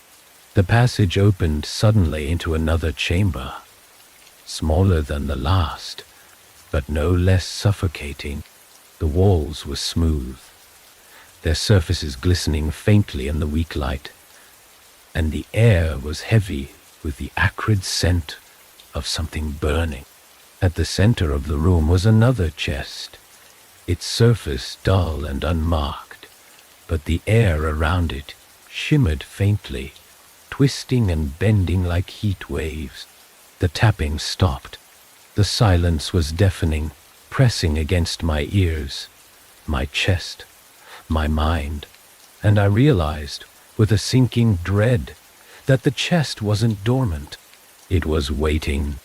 The chest sat in the center of the chamber, an unnatural stillness radiating from it. Its surface was dull, unmarked by the glowing symbols that had spread across the walls in the other rooms. Yet the air around it shimmered faintly, twisting like heat waves. My flashlight flickered, its weak beam casting jittery shadows along the smooth walls. But even as I stared at the chest, it seemed impossible to focus on it, as though my eyes refused to fully take it in. Mark was frozen beside me, his chest heaving, his hands gripping the flashlight like a lifeline. His wide eyes darted between me and the chest, but neither of us moved. The silence in the room wasn't just the absence of sound. It was oppressive, alive, pressing against my skin like the weight of an ocean. Every instinct I had screamed at me to run, but there was nowhere to go. The tunnel behind us was gone, swallowed by the darkness, and the tapping had stopped, leaving only this suffocating void. Then the chest moved. It was subtle at first, just a faint shift, a slight tremble, but it sent a jolt of adrenaline racing through me. My breath hitched, my fingers tightening around my flashlight as I took a step back, my boots scraping against the slick floor. Mark flinched beside me, his head snapping toward the sound, and the chest trembled again, the faint shimmer around it intensifying. "Don't go near it," I whispered, though my voice felt small, swallowed by the weight of the room. Mark didn't respond.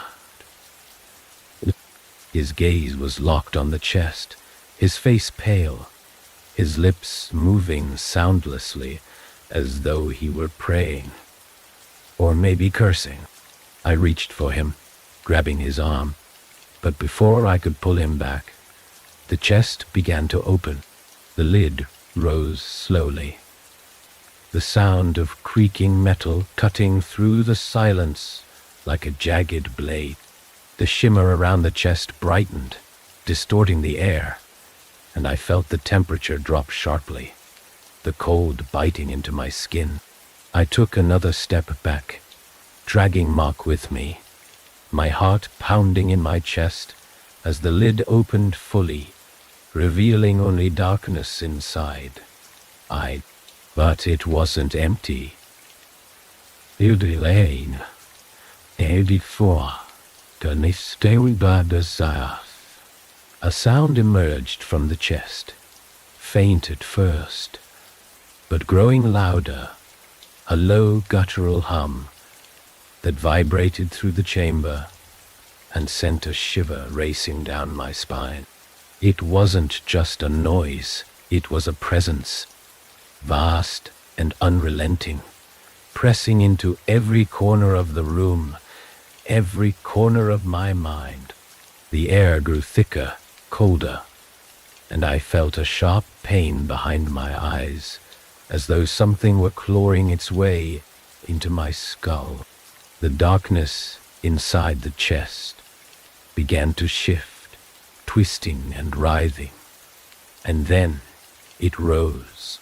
The figure that emerged wasn't human. It wasn't anything. Its form was amorphous, jagged, constantly shifting, its edges sharp and angular like broken glass. It moved with a stuttering, erratic motion, each shift accompanied by the faint sound of scraping metal. The air around it crackled with energy, bending and distorting as the thing took shape, its jagged limbs stretching out, its fragmented form shimmering like a mirage. It didn't have a face, but I felt it watching me. Its gaze was heavy, suffocating, boring into me with an intensity that left me gasping for air.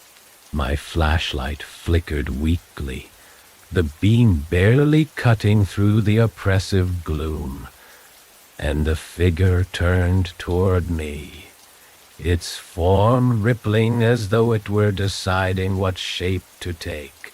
Mark let out a strangled cry, his flashlight clattering to the floor as he stumbled back, his hands clutching at his head. "It's in my head," he gasped, his voice raw, broken. "I can feel it. Make it stop."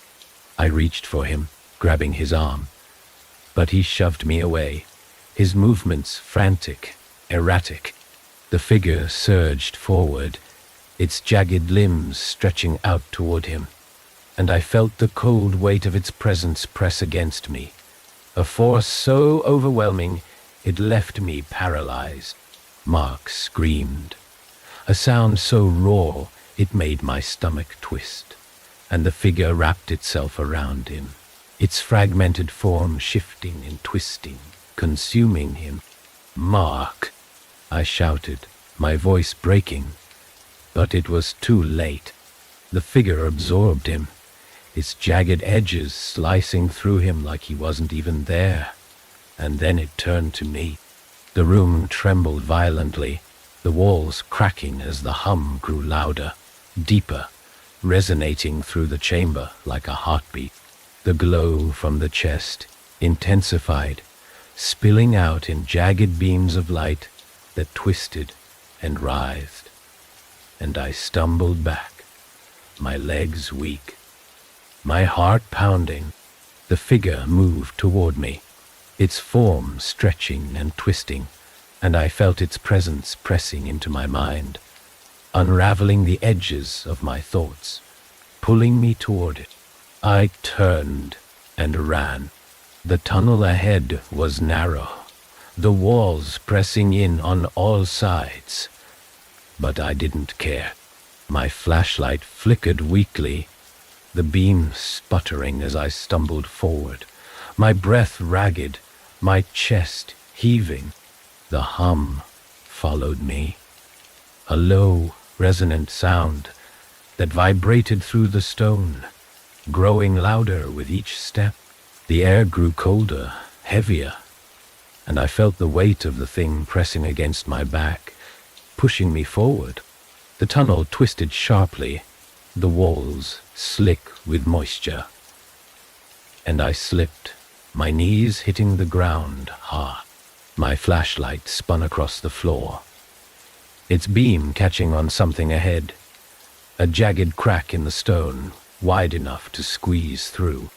I scrambled toward it, grabbing the flashlight as I passed, and pulled myself through the crack, the rough edges scraping against my arms and legs.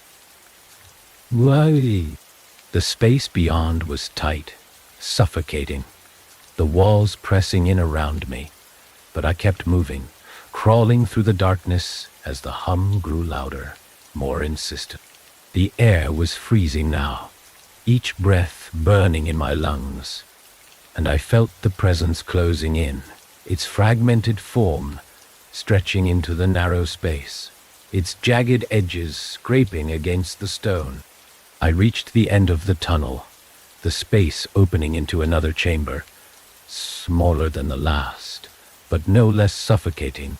The walls were smooth, their surfaces glistening faintly, and the air was heavy with the acrid scent of something burning. At the center of the room was another chest, identical to the first, its surface dull and unmarked, but the air around it shimmered faintly, twisting and bending like heat waves. The hum stopped. The silence was absolute, a crushing void that pressed against my ears, my chest, my mind. I stared at the chest, my flashlight trembling in my hands, and I knew with a sinking dread that this wasn't over. The thing wasn't done with me yet. The silence in the chamber wasn't empty. It was alive, pressing against me like a living thing. My breaths were shallow, each one harder to draw than the last, as though the air itself was thickening. The chest sat in the center of the room, unassuming in its dullness, but the faint shimmer around it betrayed its true nature. My flashlight flickered weakly, its beam wavering as I tried to steady my shaking hands. Every instinct screamed at me to run, but there was nowhere to go. The walls were smooth, unbroken, offering no escape, and the only exit was the one I had just crawled through. The hum started again, faint at first, but growing louder, deeper, resonating through the chamber and vibrating in my chest. It wasn't just a sound. It was a force pressing against my mind, my body, unraveling the edges of my thoughts. My flashlight beam danced across the walls, but there was nothing there. Nothing except the chest, waiting, and the terrible sense that something inside it was watching me. The air grew colder, sharper, each breath burning as I struggled to focus. The shimmer around the chest intensified, the faint distortion twisting and bending the light, and the hum grew louder, more insistent, like a heartbeat that wasn't my own. My knees buckled, and I sank to the floor, my flashlight slipping from my grasp and clattering against the stone. The beam spun wildly, catching the chest, the walls, the shimmering air, and then it stopped. The chest opened, the lid rose slowly, the movement deliberate, each creak of the hinges cutting through the hum like the grinding of bone. The darkness inside was absolute, deeper than anything I had ever seen. And for a moment I thought it was empty. But then it moved. The darkness shifted, twisting and writhing, and something began to emerge. Its form was fragmented, jagged, constantly shifting as though it couldn't hold itself together. The edges were sharp, angular, and its body shimmered faintly, a distortion that made it impossible to focus on. It didn't have a face, but I felt its gaze, heavy and unrelenting, pressing into me with a force that left me gasping for air. It stepped forward, its jagged limbs scraping against the stone, the sound sharp and grating. The hum grew louder, deeper, vibrating through the chamber, and I felt the air around me ripple, bending and distorting as the thing moved closer. My flashlight flickered weakly, the beam trembling as I reached for it with shaking hands, but even the light felt futile against the suffocating weight of its presence. The thing stopped a few feet from me, its form shifting and twisting, its jagged edges stretching toward me. The air crackled with energy, sharp and electric, and I felt a deep, searing pain behind my eyes, as though it were clawing its way into my skull. My thoughts blurred, fragments of memory flashing before me, faces, voices, places I hadn't thought about in years, all unraveling, slipping away like threads pulled from a fraying fabric. It was taking something from me. The realization hit me like a punch to the gut, and I scrambled back, my hands scraping against the cold stone as I tried to put distance between us. The thing followed, its fragmented form shifting and stretching, and the hum grew louder, more insistent, the vibrations rattling through my bones. My flashlight slipped from my grasp again, spinning across the floor, and the beam caught the chest, still open, its darkness spilling out like a living thing. The symbols appeared then, jagged and angular, glowing faintly on the walls of the chamber. They pulsed in time with the hum, their light flickering and twisting as though they were alive. The thing paused, its jagged edges retracting slightly, and I felt a momentary release from the crushing weight of its presence. It turned toward the symbols, its form rippling, and I realized with a jolt of hope that they were holding it back. I crawled toward the symbols, my body trembling, my breaths shallow and uneven. The light from the symbols grew brighter as I approached, their sharp lines pulsing with a faint energy that vibrated in the air.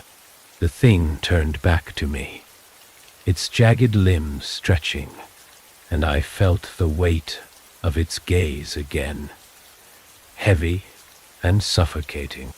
But I didn't stop. I couldn't. My hand brushed the surface of the wall, the light from the symbols searing into my skin, and the thing recoiled, its form twisting violently. The hum faltered, the vibrations in the air stuttering, and the symbols flared brighter, their light filling the chamber.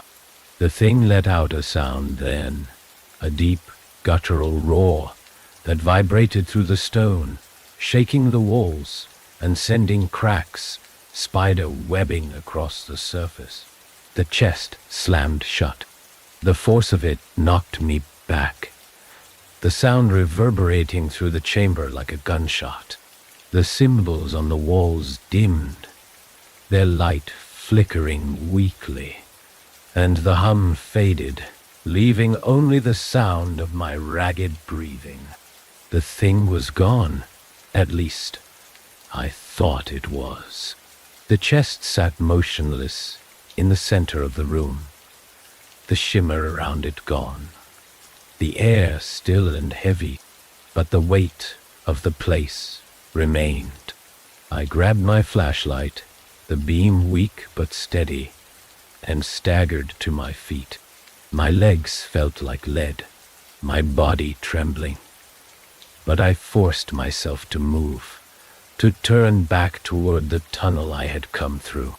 The passage was still there, narrow and dark, and I stumbled toward it, my heart pounding in my chest. The tapping started again. It was faint, distant, but unmistakable, each beat resonating in the air, in my bones. I turned back to the chest, my flashlight trembling in my hands, and for a moment I thought I saw it move, just a faint tremble, a slight shift. But it was enough to send a chill racing down my spine. The thing wasn't gone. It was waiting. The tapping grew louder as I stumbled through the narrow passage, my flashlight flickering weakly in the oppressive darkness. Each step felt heavier, the weight of the air pressing against me like an invisible force. The cold seeped into my bones, sharper now, biting with every breath I forced into my lungs. The tunnel twisted and turned, the walls glistening faintly, and I couldn't shake the feeling that something was moving just beyond the reach of my light. The sound wasn't just tapping anymore. It had a rhythm, deliberate and unnerving, as if it were counting down to something. Each beat echoed through the stone, vibrating in my chest, my skull, and my thoughts. I clenched my jaw, forcing myself to focus on the path ahead, but my mind kept drifting back to the chest, to the shadowed figure that had risen from its depths. I could still feel its presence, lingering just behind me, like a weight I couldn't shake. I turned a corner and froze. The passage opened into another chamber, smaller than the last, but no less suffocating. The air here was colder, heavier, thick with a metallic tang that made my stomach churn. My flashlight beam wavered as I scanned the room, revealing jagged cracks in the stone walls, their edges glowing faintly with the same pulsing light I'd seen before. The tapping had stopped, replaced by an eerie, resonant hum that seemed to come from everywhere and nowhere at once. At the center of the room stood another chest. It was identical to the first, dull and unassuming, but the air around it shimmered faintly, twisting and bending like heat waves. The hum grew louder as I approached, the vibrations in the air sharper, more insistent, and I felt the pressure in my chest intensify, each breath a struggle. I hesitated, my legs trembling as I forced myself to move closer. I knew deep the chest was still, its surface unmarred by the glowing symbols that lined the walls, but I could feel the energy radiating from it, pulsing in time with the hum. My flashlight flickered again, the beam dimming, and I gripped it tighter, my knuckles white. The hum shifted, the tone rising and falling in a pattern that made my skin crawl. It wasn't random, it was deliberate, a sound that felt almost alive. My heart pounded in my chest. As I reached out, my fingers brushing against the cold, damp surface of the chest. The moment my skin made contact, the hum stopped. The silence was deafening. I stumbled back, my hand trembling, and the chest began to shake, the vibrations sending faint ripples through the air. The shimmering distortion around it intensified, the light from the walls dimming as the room seemed to contract, pulling inward toward the chest. The lid creaked, the sound sharp and grating, and I felt a deep primal fear take hold of me, rooting me in place. The chest opened, darkness spilled out. Not just a lack of light, but an absence of everything. A void that seemed to consume the air, the walls, the very fabric of the room. My flashlight flickered, its beam faltering as the darkness stretched toward me, jagged and angular, like the shards of a shattered mirror. I couldn't move, couldn't breathe, as the figure began to rise. It was the same as before, jagged, fragmented, its form shifting and twisting, its edges sharp and angular.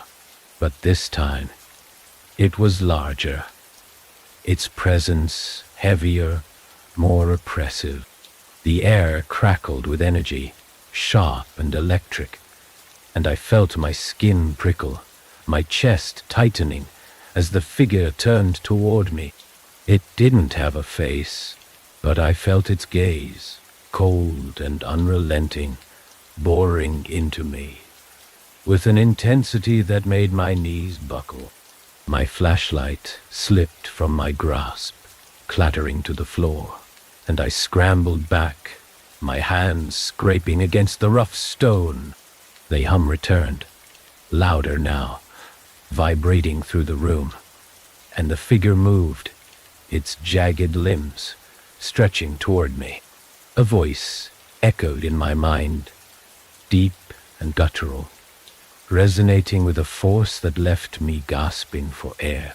It wasn't words, not in any language I understood, but it carried meaning, raw and overwhelming, pressing into my thoughts and unraveling them. I clutched my head, my vision blurring as fragments of memories. Faces, places, places flashed before my eyes, slipping away as though they were being pulled from me. Stop. Oh, I gasped, the word barely audible over the hum. But the figure didn't stop. Its jagged edges stretched closer, and I felt the cold weight of its presence pressing into my chest, my mind pulling me toward it. My flashlight flickered weakly on the ground, its beam casting erratic shadows that twisted and writhed like living things. The light from the walls flared suddenly, the jagged symbols glowing brighter, their sharp lines pulsing with a rhythmic energy that cut through the darkness. The figure recoiled, its form rippling, and I felt the pressure in my chest lessen, the weight of its presence retreating slightly. The hum faltered, the vibrations in the air stuttering, and the figure turned toward the walls, its fragmented form shifting erratically. I didn't wait. I lunged for the flashlight, grabbing it with trembling hands, and swung the beam toward the chest. The light caught the edges of the figure, its jagged limbs shimmering as the beam passed over them, and it let out a sound, That wasn't a scream, but something far worse. A distortion, a tearing, a sound that vibrated. The walls trembled, the cracks spreading, and the glow from the symbols flared brighter, their light filling the room. The figure twisted violently, its form unraveling, and the chest slammed shut with a deafening crack. The vibrations stopped, the hum fading into silence, and the light from the walls dimmed, leaving only the weak beam of my flashlight to illuminate the room. I collapsed to the floor, my body trembling, my breaths shallow and ragged. The chest was still now, the air around it calm, but I could still feel the presence, lingering just beyond the edge of my thoughts. It wasn't gone, not entirely. It was waiting, watching, and I knew it wasn't finished with me. The tapping started again. The tapping returned, slow and deliberate, each beat reverberating through the chamber like the distant toll of a bell. My pulse pounded in my ears, matching the rhythm as though the sound was crawling inside me, syncing with my heartbeat. The chest sat ominously still, its surface dull and unremarkable, but the air around it had changed. It was heavier now, charged with an electric tension that made the hair on my arms stand on end. My flashlight flickered, casting long, jagged shadows across the walls, and I couldn't shake the feeling that the symbols etched into the stone were watching me. I pushed myself to my feet, my legs trembling beneath me. The room felt smaller than it had moments ago, the walls pressing closer, the ceiling lower. The tapping grew louder, sharper, and I turned toward the sound, the beam of my flashlight slicing through the darkness.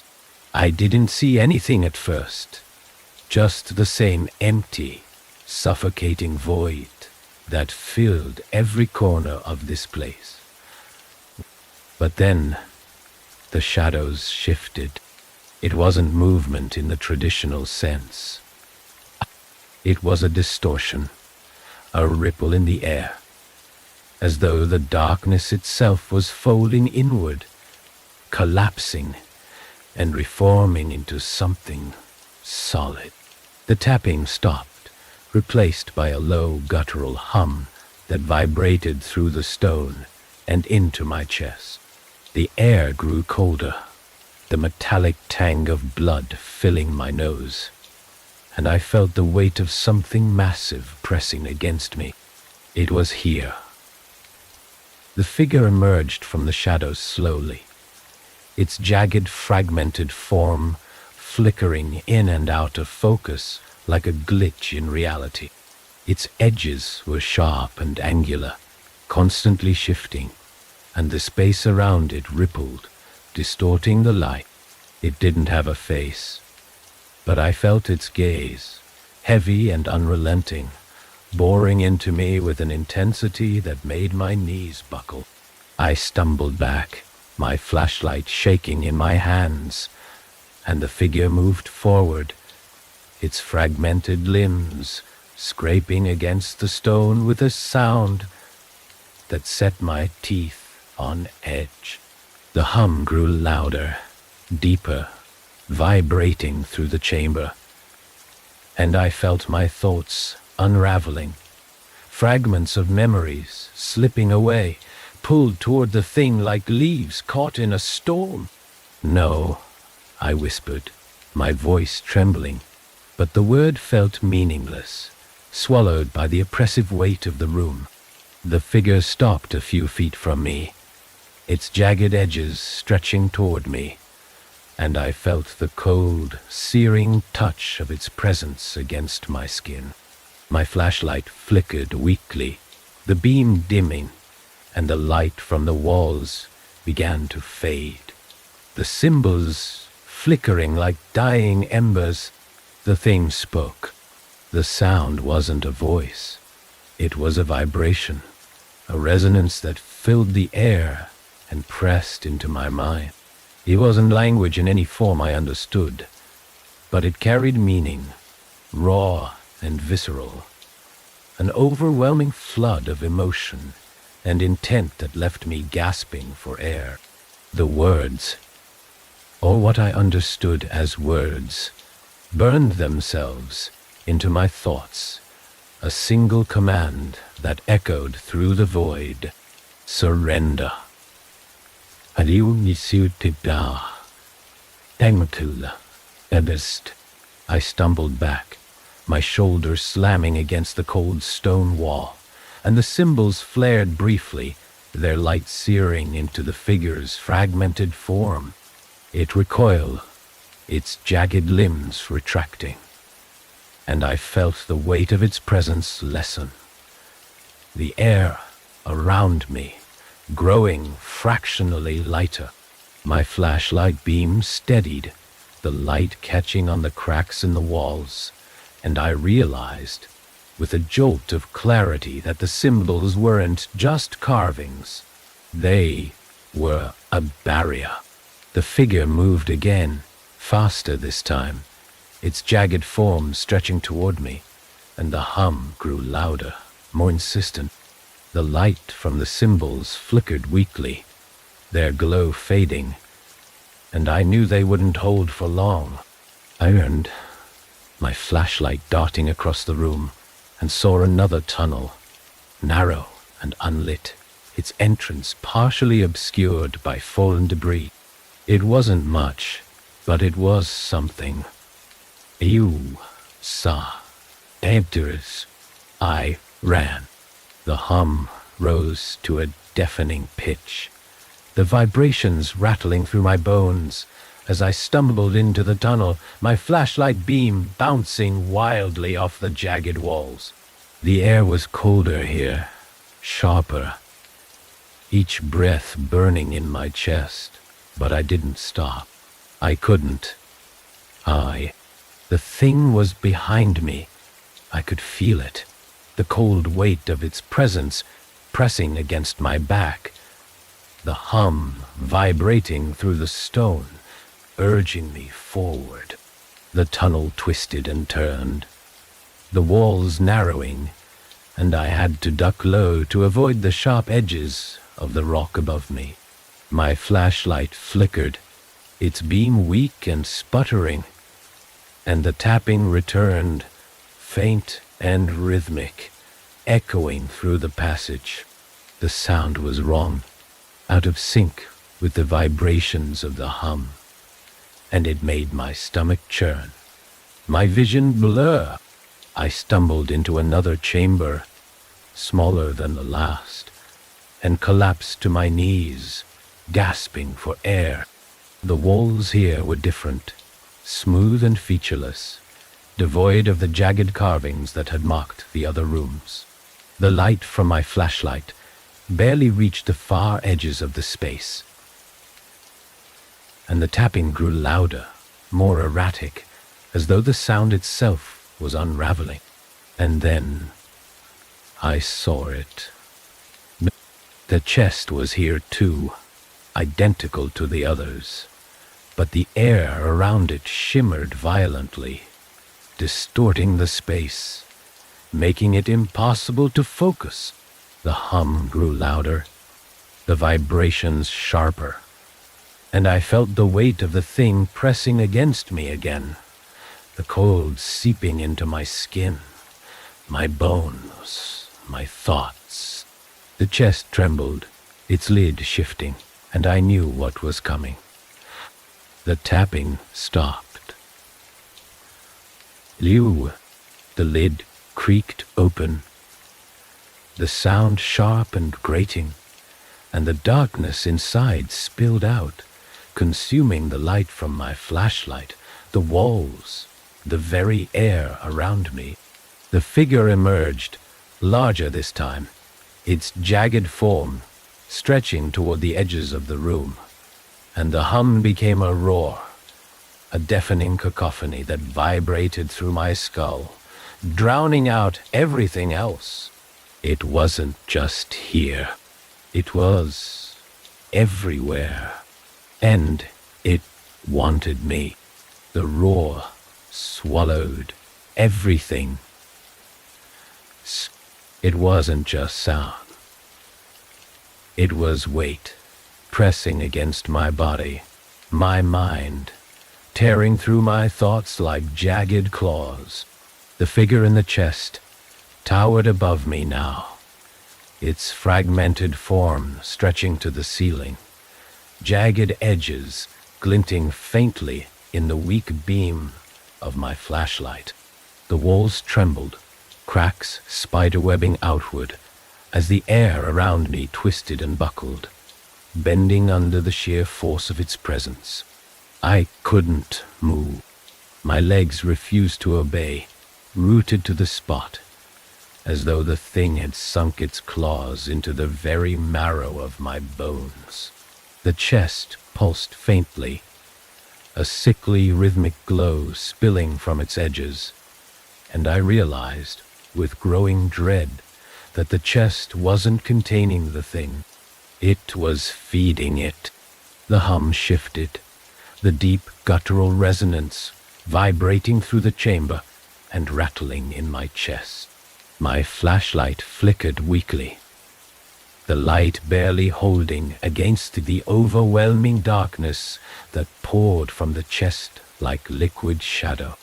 It pooled at my feet, stretching toward me, and I felt a sharp, searing cold crawl up my legs, spreading through my veins like ice. The tapping started again, slower now, deliberate, each beat a hammer against my skull. The thing turned toward me, its jagged form shifting, stretching, and I felt the weight of its gaze lock onto mine.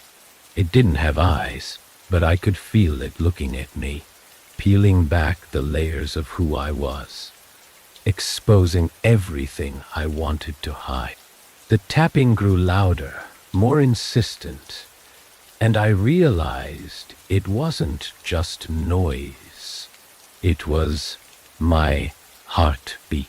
"Stop," I whispered, my voice trembling, barely audible over the cacophony. The thing paused, its form rippling, and for a brief moment, the suffocating weight in my chest lessened.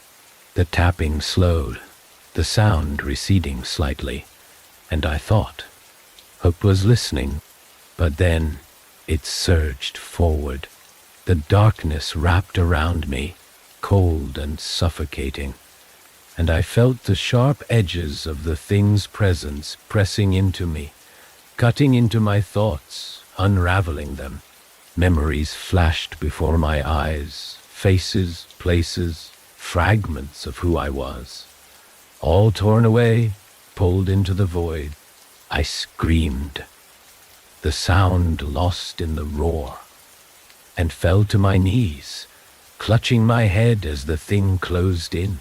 The symbols on the walls flared suddenly, their jagged lines glowing brightly, and the thing recoiled, its fragmented form twisting violently. The air crackled with energy, sharp and electric, and I felt the pressure in my chest lessen, the cold retreating slightly. The symbols pulsed in time with the tapping, their light brightening with each beat, and I realized with a jolt of clarity that they were holding it back. The chest began to tremble violently, the glow around it intensifying, and I knew it was now or never.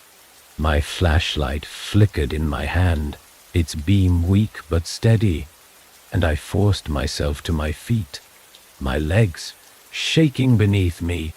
The thing twisted toward me again, its jagged edges stretching, but the light from the symbols flared brighter, pushing it back.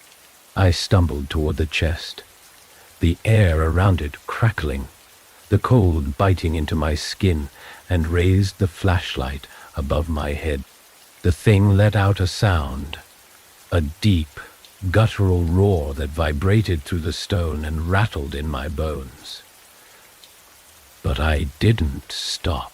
With all the strength I could muster, I brought the flashlight down on the chest, the impact sending a jolt of energy through my arms. The lid slammed shut, the roar cutting off abruptly, replaced by a deafening silence. The room trembled violently, the walls cracking, chunks of stone falling from the ceiling as the ground beneath me shifted. The symbols on the walls flared one last time, their light blinding before winking out entirely, leaving me in total darkness. For a moment, there was nothing. No sound, no light, no sensation, just an overwhelming void that seemed to stretch on forever. Then the tapping returned. It was faint, distant, but unmistakable, each beat echoing through the darkness like the toll of a bell. I reached for my flashlight, my fingers trembling as they found the cold metal cylinder, and clicked it on. The beam was weak, barely illuminating the jagged cracks in the walls, but it was enough. I forced myself to my feet, my legs unsteady, and stumbled toward the tunnel. The air grew colder as I moved, the tapping growing louder with each step. The tunnel twisted and turned, the walls closing in around me, and I felt the weight of the thing pressing against my back, pushing me forward. My breaths came shallow and ragged, each one burning in my chest, and my thoughts blurred, fragments slipping away, as though the darkness was still pulling at me. I emerged into the open air, the cold night biting into my skin, and collapsed to my knees, gasping for breath. The wind was sharp, carrying the faint metallic tang of the mine, and I turned back, my flashlight trembling in my hands. The entrance was gone, swallowed by the earth, the jagged rocks sealing it shut, but the tapping continued, faint and rhythmic, echoing from deep below. It wasn't over. It would never be over. Then in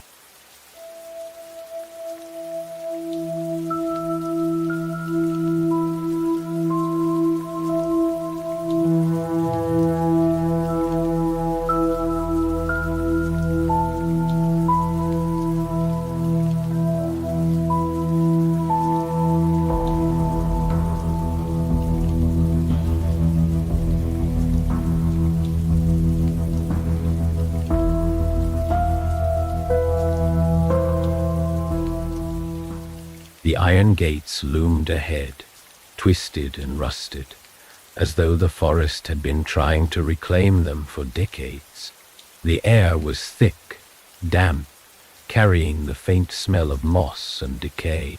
The sun was setting behind the dense canopy of trees, and long shadows stretched across the ground, dark fingers reaching toward us as we approached.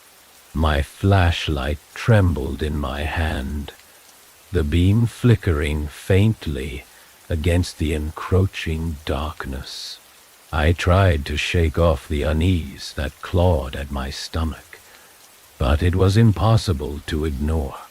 Something about this place felt wrong.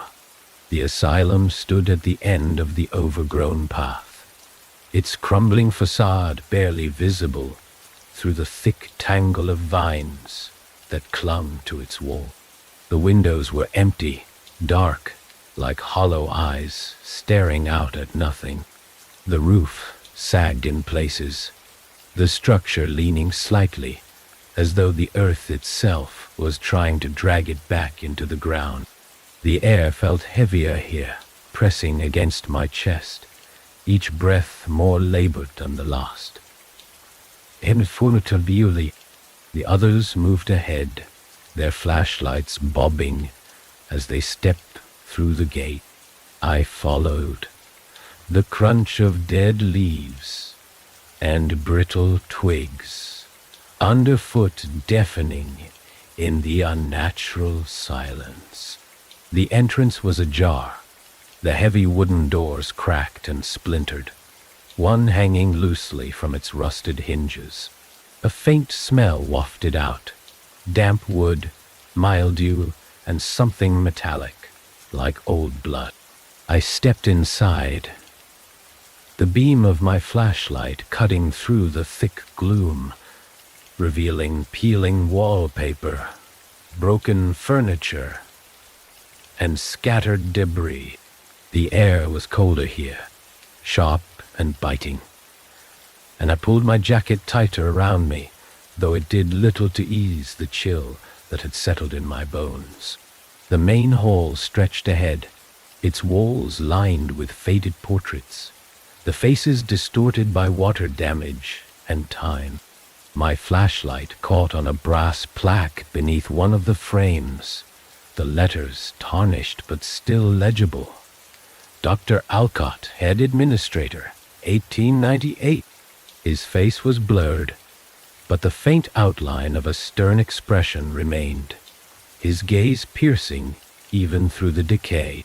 I shivered and moved on, my footsteps echoing unnaturally loud in the vast, empty space.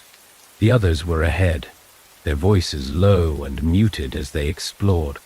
Chris' flashlight beam swept across the floor, illuminating a trail of faint scratches leading toward a side door.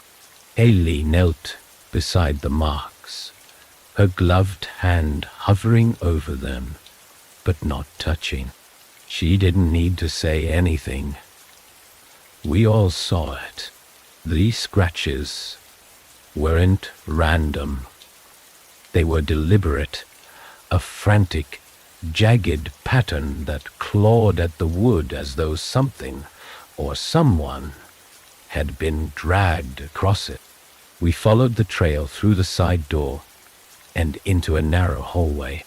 The walls here were covered in graffiti, names, dates, and cryptic symbols scratched into the plaster.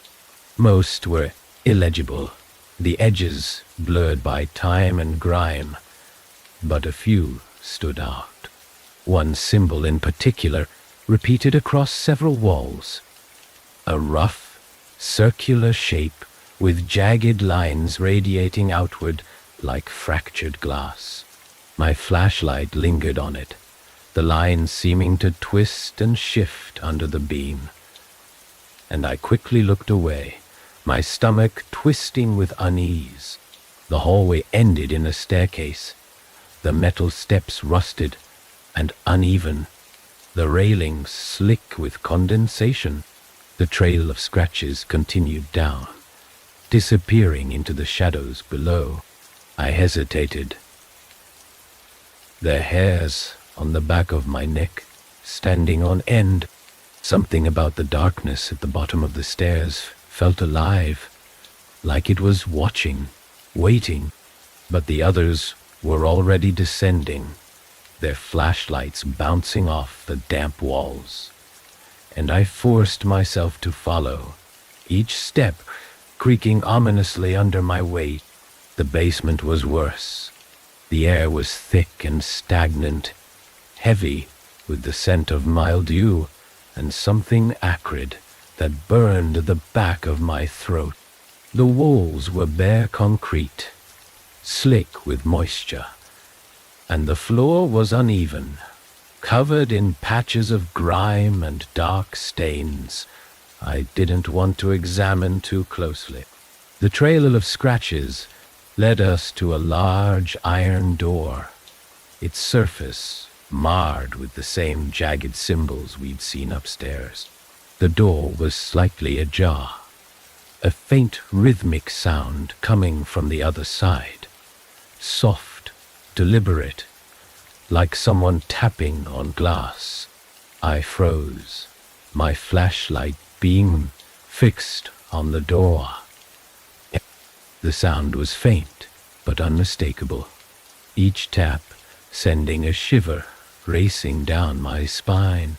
Chris moved ahead, pushing the door open with a low groan of rusted hinges, and the sound stopped abruptly, replaced by silence so complete it felt oppressive. My flashlight swept across the room beyond, revealing a makeshift altar at its center.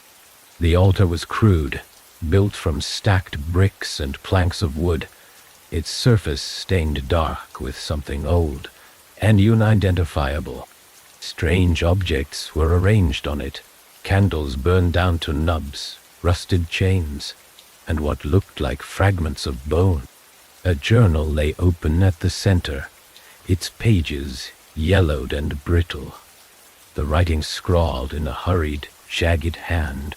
Haley picked it up, her fingers trembling as she turned the pages, her flashlight illuminating words that sent a chill racing through me. The hunger must be fed. The room seemed to shift. Then, the air growing colder, heavier, and I felt a pressure in my chest, like the walls were closing in. The symbols on the door began to glow faintly, their jagged lines pulsing in time with the tapping, which had started again. Louder now, more insistent. My flashlight flickered, the beam sputtering weakly, and I heard Haley gasp, her voice trembling as she whispered, "Do you see that?" I turned, my flashlight sweeping across the room, and stopped. A figure stood in the corner, just beyond the reach of the light. It was tall, its form thin and angular, its edges blurred like a distorted image. It didn't move, but I felt its gaze, cold and piercing, boring into me with a weight that left me gasping for air. The tapping grew louder, sharper, each beat echoing in my skull, and the figure took a step forward, its limbs stretching unnaturally, the darkness around it twisting and writhing. "Run," someone whispered, their voice barely audible over the noise, but my legs wouldn't move. The figure stepped closer, the shadows clinging to it like a second skin, and I felt a sharp, searing cold spread through my chest.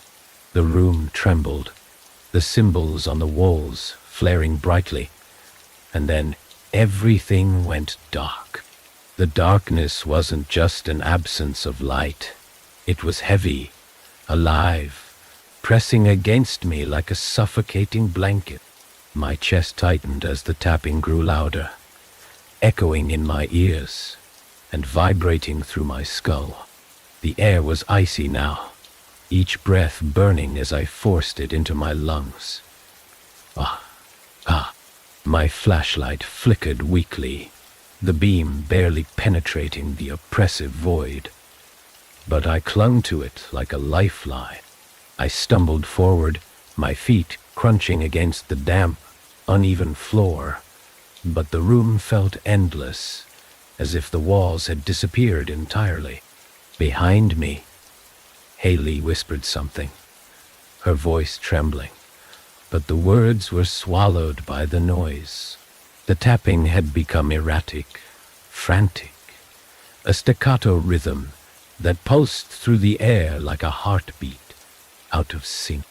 My stomach twisted, nausea rising as the oppressive sound burrowed deeper into my mind. I turned toward her, my flashlight catching her pale face, her wide eyes fixed on something I couldn't see. She was shaking, her hands clutching the journal like it was the only thing tethering her to reality. I followed her gaze, swinging the flashlight around, and froze. The figure was closer now, its form clearer, but no less raw. Its limbs were impossibly long, jagged at the edges, and its face, or where a face should have been, was a void, a hollow absence that made my head throb just looking at it. The shadows around it writhed like living things, twisting and coiling, and the glow from the symbols on the walls flickered weakly, as if struggling to hold it back.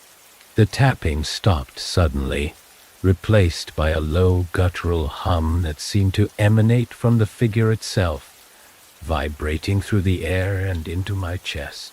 "Don't look at it," I said, my voice breaking. But Haley didn't move.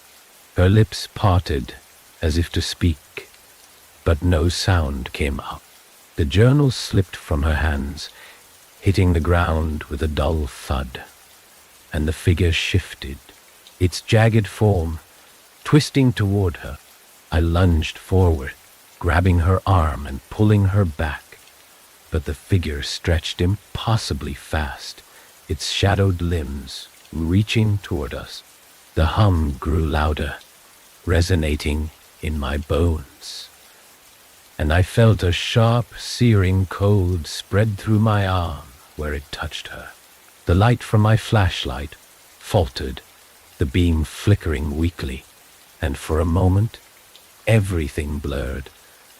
The room, the figure, even my own body, like a distorted image on a broken screen. We stumbled back together, crashing into Chris, who had been frozen near the doorway. His flashlight spun wildly, casting erratic shadows across the walls, and I saw the fear etched into his face as he grabbed Haley, pulling her away from the figure. "Move," he shouted, his voice hoarse, and we scrambled toward the hallway, our footsteps echoing in the cold, suffocating silence. The hallway was narrower than I remembered, the walls pressing in on either side, the damp stone slick beneath my feet. The air was colder here, sharper, each breath cutting into my lungs like shards of glass. My flashlight flickered again, and I cursed under my breath, slapping the side of it as I ran. Behind us, the hum had grown louder, deeper, resonating through the walls, and I felt the weight of the thing's presence pressing against my back, urging me forward. Haley stumbled, her foot catching on a loose stone, and I grabbed her arm, pulling her upright as we kept moving. Her breaths were shallow and ragged, her face pale, but she didn't stop, her eyes darting nervously toward the shadows that seemed to follow us. Chris was ahead, his flashlight casting jittery beams of light that barely illuminated the path. I glanced back and saw nothing, but the absence felt worse. The thing wasn't gone. It was waiting. The hallway opened into another chamber, smaller than the first, but no less oppressive. The walls were lined with shelves, their surfaces covered in dust and scattered objects, rusted tools, broken glass, yellowed papers that disintegrated at the slightest touch. The symbols were here too, carved into the walls, their jagged lines glowing faintly in the weak light. They pulsed in time with the hum, their rhythm erratic, like a heartbeat fighting to stay alive. Chris stopped abruptly, his flashlight beam frozen on something ahead. I followed his gaze and felt my stomach drop. Another altar stood in the center of the room, nearly identical to the one we'd seen before. But this one was different. The objects arranged on its surface weren't decayed or broken. They were pristine, as though they had just been placed there. The candles were unlit but new, their wax smooth and unblemished. A silver dagger lay across the center, its blade gleaming faintly in the dim light. "What is this?" Haley whispered, her voice trembling as she stepped closer. Her hands hovered over the altar, her fingers twitching as if she were afraid to touch anything. I didn't answer. My eyes were fixed on the dagger, on the way its edge seemed to shimmer, almost alive, as if it were waiting. The hum grew louder, deeper, and I felt the air in the room shift, growing heavier, thicker. The symbols on the walls flared brightly, their jagged lines glowing with an intensity that burned into my vision. And the shadows around the room began to move, coiling and twisting like smoke. The altar trembled, the objects on its surface rattling faintly, and the hum became a roar, vibrating through the stone, through my chest, through my mind. The thing was here. It emerged from the shadows, its fragmented form twisting and shifting, its jagged limbs stretching toward the altar. The void where its face should have been pulsed faintly, a sickly, rhythmic glow that matched the beat of the symbols. The air crackled with energy, sharp and electric, and I felt my legs weaken, my knees buckling beneath me. The dagger on the altar glowed faintly, its surface reflecting the light from the symbols. And I knew, without understanding how, that it was the key. "It wants us to finish something," Haley said, her voice barely audible over the roar. Her hand reached toward the dagger, trembling, and I grabbed her wrist, pulling her back. "We don't know what it'll do," I said, my voice shaking, but she didn't respond. Her eyes were fixed on the thing, her face pale, and I saw the same realization dawning on her that had struck me moments earlier. The thing wasn't going to stop.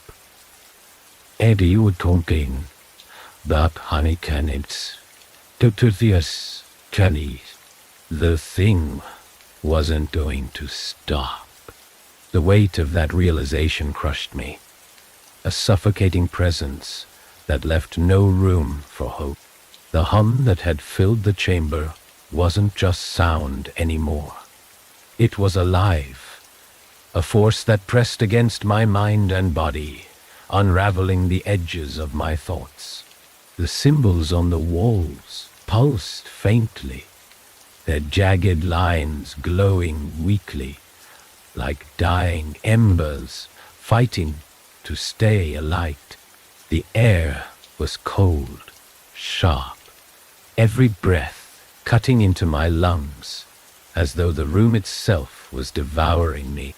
Haley's hand trembled as it hovered above the dagger, her face pale and drawn, her eyes wide with a fear I recognized all too well. My grip on her wrist tightened, pulling her back, but she didn't resist. Instead, she turned to me, her lips parted as if to speak, but no words came out. Her gaze flicked past me, and I knew without turning that the thing had moved closer. The hum shifted, rising and falling in a jagged rhythm that made my stomach churn. The shadows twisted and writhed, coiling along the walls and floor like living things, their movements erratic and unpredictable. My flashlight flickered weakly in my hand, the beam barely cutting through the oppressive darkness. And I felt the cold weight of the thing's presence pressing against my back. Chris was standing at the edge of the room, his flashlight trembling as he swung it wildly toward the shadows. His breaths were shallow and ragged, his eyes darting between the altar and the shifting figure, and I could see the panic setting in. the fight or flight instinct tearing at him. The hum grew louder, sharper, the vibrations rattling through the stone, and the dagger on the altar began to glow faintly, its surface pulsing in time with the symbols. I didn't want to understand, but I did. The dagger wasn't just a tool. It was a choice, a sacrifice. The thought made my stomach twist, my hands trembling as I tried to block it out, but the realization wouldn't leave me. The thing wasn't going to stop until it was fed, until we gave it what it wanted. The room seemed to grow smaller, the walls pressing in, the cold tightening around me like a noose. "Emma," Haley whispered, her voice barely audible over the roar. Her eyes locked onto mine, and there was something in her expression that made my chest tighten. A quiet resignation, a flicker of acceptance. "I think I know what it needs." "No," I said, my voice sharp, almost desperate. "We don't know what will happen. We can find another way. There has to be another way." But even as I said it, the words felt hollow, swallowed by the weight of the room. The hum, the thing that loomed just beyond the reach of the light.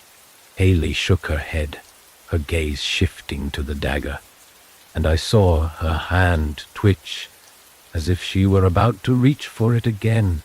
The thing moved suddenly, its jagged limbs stretching toward us, the void where its face should have been pulsing with a sickly rhythmic light. The air around it crackled, sharp and electric, and I felt the cold bite of its presence pressing into my chest, my thoughts unraveling as though it were peeling them away one by one. The symbols on the walls flared brightly, their light searing into the darkness, and the thing recoiled, its fragmented form twisting violently. "Go," Haley said, her voice stronger now, cutting through the noise. She stepped toward the altar, her hand reaching for the dagger, and I grabbed her arm, pulling her back with a force that surprised even me. "No," I said again, my voice breaking. "You don't know what it'll do." Her gaze softened, and for a moment, the chaos around us seemed to blur, the roar fading into the background. "It's the only way," she said, her voice steady, calm. "If we don't, it won't let us leave." The symbols on the walls flickered, their light dimming as the thing stretched toward us again, its jagged form coiling and shifting, the air around it warping like heat waves. The hum grew louder, more insistent, the vibrations rattling through my chest, and I felt my grip on Haley's arm falter. Chris shouted something, his voice raw and panicked, but I couldn't make out the words. The shadows were closing in now, the cold biting into my skin, my mind, and I realized with a jolt of dread that the thing wasn't just after us. It was inside us, pulling at our memories, our fears, our very essence. The room trembled, the floor cracking beneath us, and I stumbled back, my flashlight slipping from my grasp and spinning across the ground. Haley's hand closed around the dagger. The moment she touched it, the room shifted. The symbols on the walls flared brighter than ever, their jagged lines burning with an intensity that made my vision blur. The shadows recoiled, twisting and writhing, and the thing let out a sound, a deep, guttural roar that vibrated through the stone, shaking the walls and sending cracks spiderwebbing across the ceiling. The dagger glowed brightly in Haley's hand, its surface pulsing with a rhythmic energy that matched the hum. I tried to reach for her, to pull her back, but the force in the room was overwhelming, pressing me to the ground. The cold tightened around my chest, my lungs burning as I struggled to breathe, and I could only watch as Haley stepped toward the altar, the dagger gleaming in her grasp. The thing surged toward her, its jagged limbs stretching, its fragmented form twisting violently. But she didn't stop. She plunged the dagger into the center of the altar. "Shame the Bjorn," she plained. The room erupted in light, a blinding, searing glow that burned into my vision and sent a shockwave of energy racing through the air. The thing let out another roar, its form shattering like glass, fragments of darkness scattering across the room and dissolving into the walls. The hum stopped abruptly, replaced by an eerie silence that pressed against my ears, and the symbols on the walls flickered weakly before winking out entirely. Haley collapsed to her knees, the dagger still embedded in the altar, her breaths shallow and ragged. The cold was gone, the oppressive weight lifted, but the silence was heavy, thick, and I knew this wasn't the end. The thing wasn't gone. It was waiting. The silence after the explosion of light was suffocating. The air felt thick, heavy, as though the room itself was struggling to breathe. My chest rose and fell in shallow gasps, and I clutched at the cold floor beneath me, trying to anchor myself in the chaos that had just unfolded. The glow from the altar had dimmed, leaving the chamber bathed in a faint, eerie twilight. The symbols on the walls had faded entirely, their jagged lines barely visible against the cracked stone. It felt as if the room had exhaled its last breath, a hollow emptiness pressing in from all sides. Haley was still on her knees in front of the altar, the dagger embedded deep in its center. Her shoulders trembled, her hands limp at her sides. She wasn't making a sound, but her breath came in short, shallow bursts, and I could see the tension radiating through her body.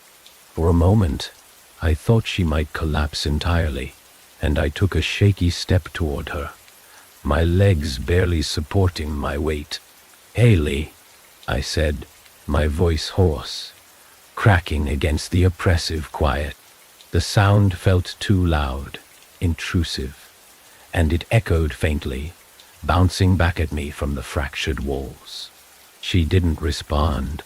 Her head hung low, her hair falling in damp strands across her face, and for a brief, horrifying moment, I thought she was gone.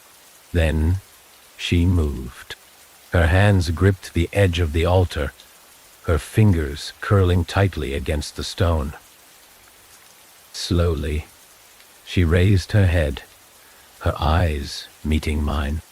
Something about her expression made my stomach twist, a strange mix of exhaustion, pain, and something darker, something I couldn't name. Her lips moved, but the words didn't come right away, and I stepped closer, the faint crunch of debris under my boots breaking the silence. "It's still here," she whispered, her voice barely audible, and the weight of those words hit me like a punch to the gut. I glanced around the room, the jagged cracks in the walls, the faint shimmer of the air around us, and I felt it too. The thing wasn't gone. Its presence lingered, faint but undeniable. A shadow pressed against the edges of my thoughts. Chris stumbled into view, his flashlight clutched tightly in his trembling hands. His face was pale, sweat glistening on his brow, and his wide eyes darted between Haley, the altar, and the darkness beyond. "What the hell just happened?" he muttered, his voice shaking. "What did you do?" Haley didn't answer. "Sue, Tracy." Her gaze remained fixed on the altar, her hands still gripping its edges as though letting go would send her plummeting into some unseen abyss. The dagger's hilt protruded from the stone, its surface faintly pulsing with a dull, rhythmic glow. The hum that had filled the chamber was gone, but its absence didn't feel like relief. It felt like anticipation. "We stopped it," I said, though I wasn't sure I believed my own words. My throat was dry, and the taste of iron lingered on my tongue. "Didn't we?" Haley shook her head slowly, her fingers tightening against the stone.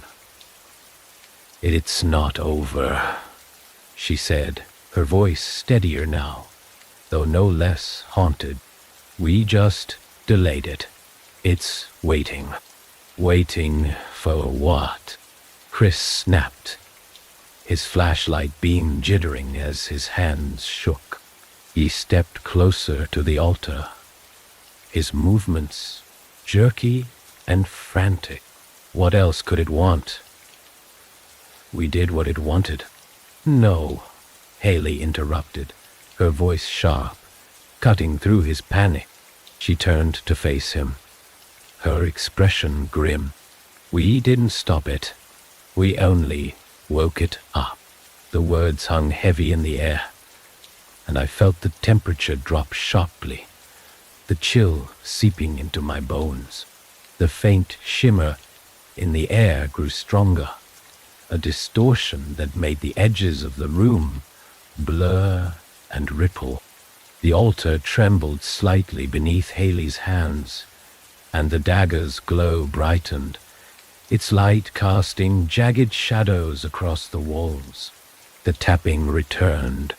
It was faint at first, barely audible, but it grew louder with each passing second. A deliberate, rhythmic beat that sent a shiver racing down my spine. The walls seemed to vibrate with the sound, the cracks widening, and the air grew heavier, pressing against my chest. I turned toward the source of the sound, my flashlight beam darting across the room. But there was nothing there, just shadows, always shadows. The tapping grew more insistent, the rhythm faster now, sharper, and I felt the weight of its presence pressing against me again, suffocating. Haley stood slowly, her movements deliberate, and I saw her gaze flicker toward the dagger. Her hands clenched into fists at her sides, and I could see the tension in her jaw, the flicker of fear in her eyes. "Don't," I said, stepping toward her, but she didn't respond. The tapping was deafening now, each beat vibrating through the stone, the floor trembling beneath our feet. The shadows on the walls began to move, twisting and coiling, their shapes unnatural, jagged and wrong. The air crackled with energy, sharp and electric, and the glow from the dagger flared, brighter than before, casting harsh, flickering light across the room. The altar trembled violently, the cracks spreading across its surface, and the distortion in the air grew stronger, bending and twisting the space around us. And then it emerged.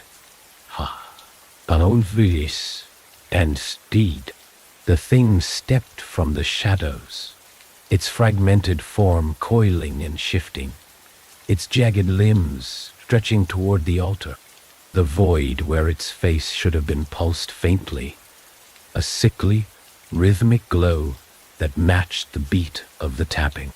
The room trembled, the light from the dagger reflecting off its sharp edges, and I felt its gaze lock onto us, cold and unrelenting. "It's stronger now," Haley said, her voice trembling but steady. She didn't look away from the thing, her hands clenched tightly at her sides. The ritual woke it up, but it's incomplete. "What do we do?" Chris asked, his voice barely audible, cracking under the weight of the moment. His flashlight beam trembled as he aimed it at the thing.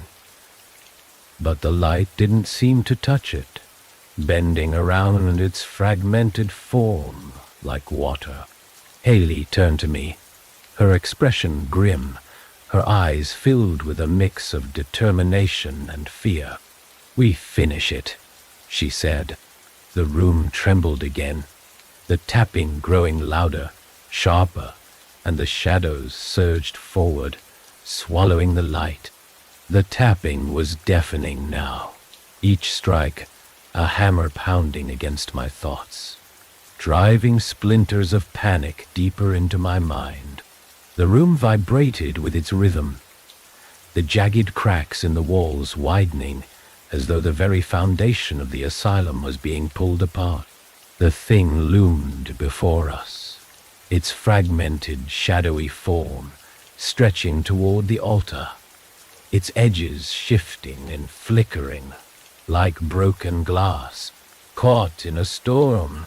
The void where its face should have been pulsed faintly, a rhythmic glow that matched the erratic beats of the tapping. Haley stood frozen by the altar, her shoulders rigid, her eyes locked on the glowing dagger embedded in the stone.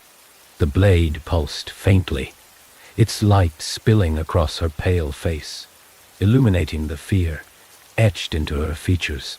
Chris was a few steps behind her, his flashlight beam trembling as it darted over the twisting shadows, but the light seemed useless against the suffocating darkness that clung to the walls. The air was sharp, electric, each breath cutting into my chest like shards of glass.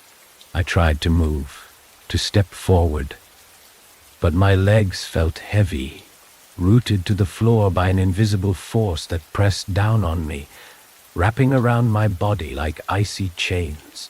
My flashlight flickered weakly in my hand, the beam sputtering as though the light itself was being swallowed by the room.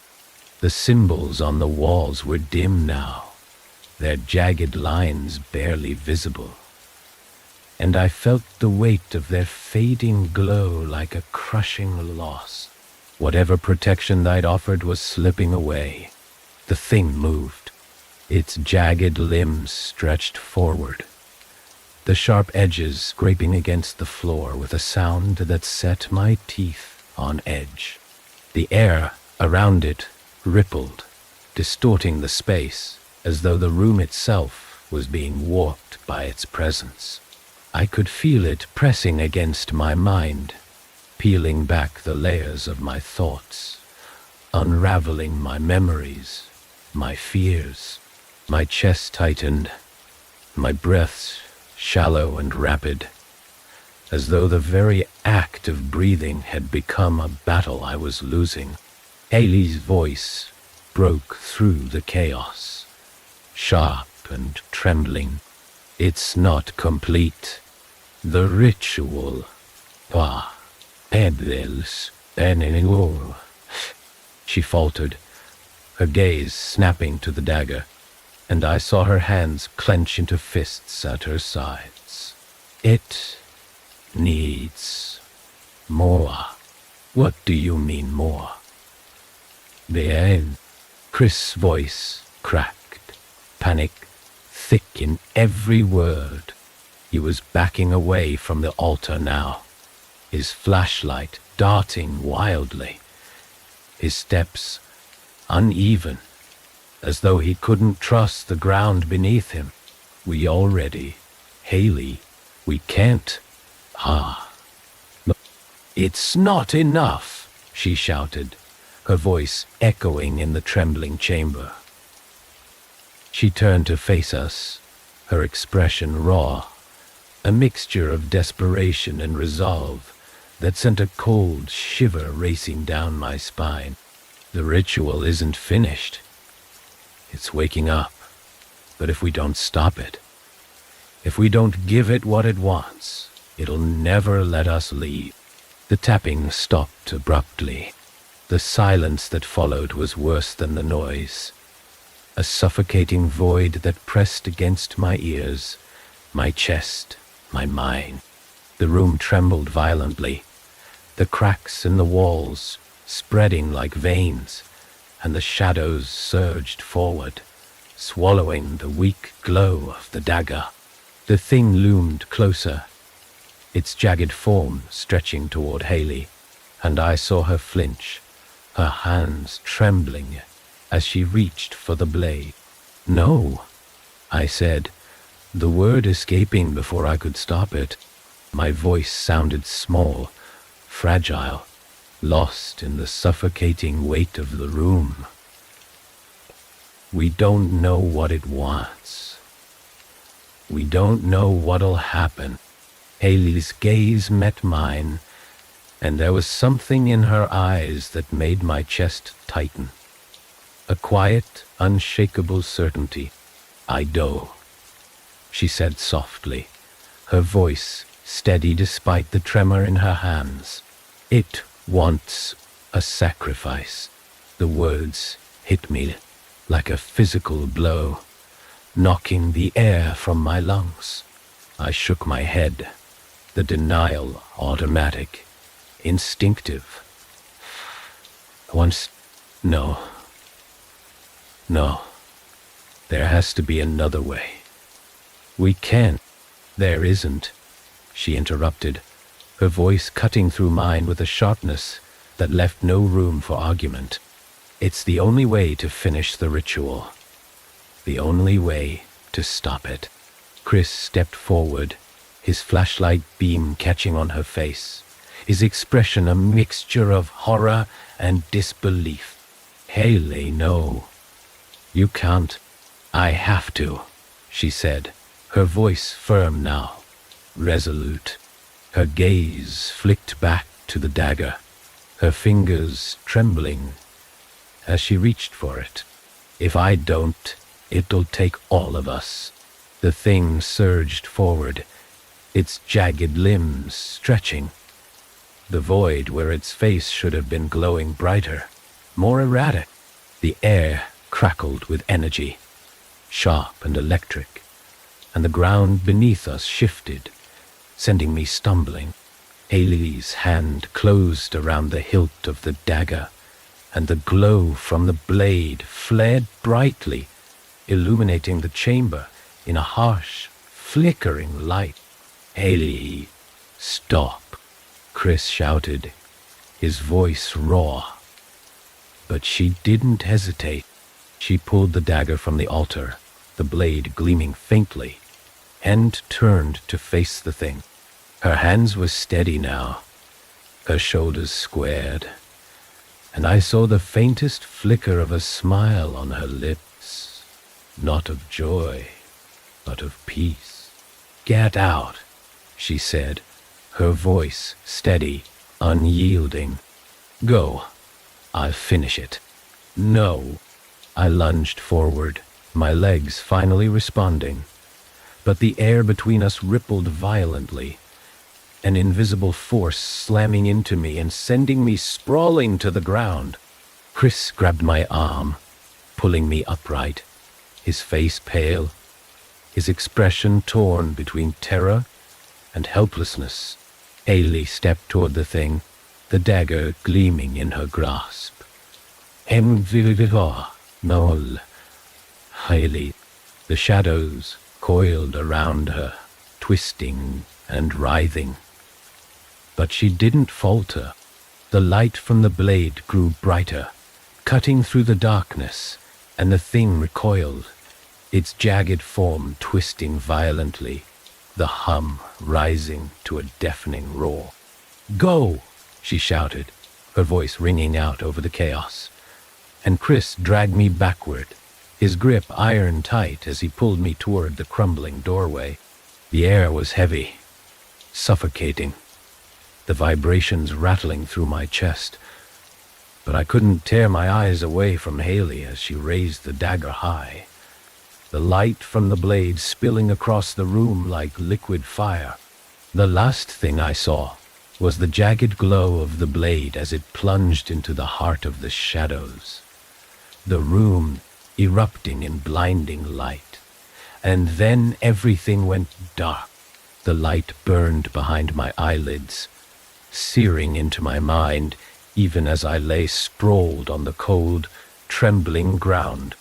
The air was heavy with the acrid tang of a burning, sharp and metallic, and every breath felt like swallowing ash. My ears rang, drowning out all sound, and it took a moment to realize that the hum, the ever-present vibration that had haunted us, was gone. But the silence left behind wasn't comforting. Heavy and sighed. It was hollow, like the absence of something vital, and it pressed against me with an unbearable weight. Chris pulled me up, his hands rough and frantic, his flashlight beam bobbing erratically as he dragged me toward the crumbling hallway. "We have to go," he shouted, his voice raw, cutting through the ringing in my ears. I glanced back over my shoulder, my heart plummeting as I saw the faint outline of Haley standing by the altar, the glowing dagger still clutched in her hands. The shadows were swirling around her, faster now, their jagged forms coiling and stretching like fractured tendrils of smoke. They didn't lash out or attack. They clung to her, twisting and writhing, their movements desperate, hungry. Haley's face was pale, her eyes wide. But there was no fear in her expression, only determination. The light from the dagger flared brightly again, cutting through the darkness, and I felt the force of it, like a gust of hot air pushing me back. "Haley!" I screamed, my voice breaking, but she didn't turn. Her focus was locked on the shadows, on the thing looming just beyond the reach of the light. The void where its face should have been pulsed faintly, erratically, as though it were weakening. But its jagged form stretched forward, fighting to hold its ground. The altar trembled beneath Haley's feet, cracks spreading across its surface, and the entire room seemed to shift, the walls bowing inward as though the asylum itself was caving in. "Go." Haley's voice was sharp, commanding, and it echoed through the chamber, cutting through the chaos like a blade. The ground beneath me lurched violently, the floor splitting apart in jagged lines that spread like spiderwebs, and Chris yanked me forward, his grip iron tight. My legs finally obeyed, and I stumbled after him, my heart pounding in my chest as the shadows writhed and twisted behind us. We burst into the hallway, the narrow passage trembling around us, chunks of stone falling from the ceiling as the cracks in the walls widened. The flashlight beam wavered wildly, catching glimpses of jagged symbols, fractured stone, and the faint shimmer of something moving in the darkness. The air was colder here, sharp and biting, and my lungs burned as I gasped for breath, each step feeling heavier than the last. The tapping returned. It was faint, distant but unmistakable, each beat echoing through the trembling walls like a countdown.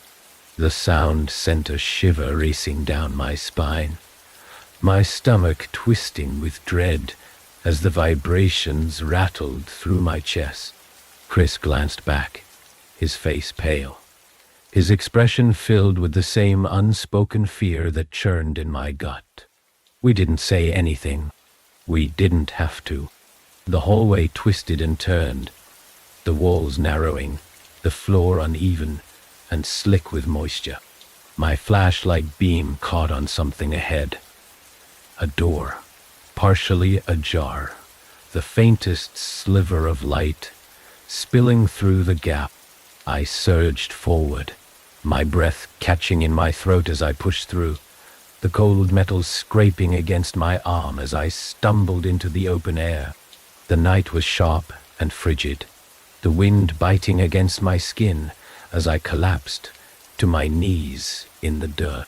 The forest stretched out before us, dark and silent, the towering pines casting long shadows across the ground.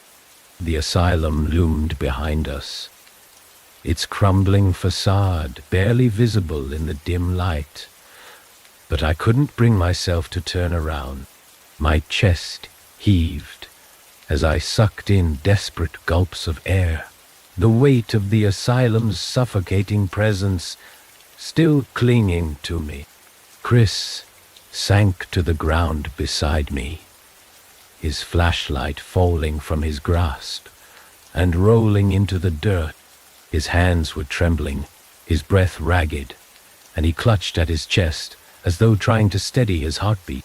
Neither of us spoke. The silence was thick, oppressive, broken only by the faint rustling of leaves in the wind. And then it came, a low guttural hum, faint and distant, barely audible but unmistakable. It vibrated through the ground, through my bones, and my head snapped up, my heart lurching in my chest. I turned toward the asylum, my flashlight beam trembling as it swept across the shattered doorway, the jagged cracks in the stone, the faint, rhythmic glow that pulsed from deep within. Haley was gone. The dagger was gone. But the thing wasn't. The shadows shifted faintly at the edge of the light, coiling and twisting like smoke, and the tapping returned, sharper now, louder, each beat echoing through the forest like a warning. My stomach churned, my skin prickling with cold, as the realization hit me with crushing force. We hadn't stopped it. Haley's sacrifice hadn't ended it. It was still here, waiting. Pip. The silence of the forest was deceptive, wrapping around me like a suffocating fog.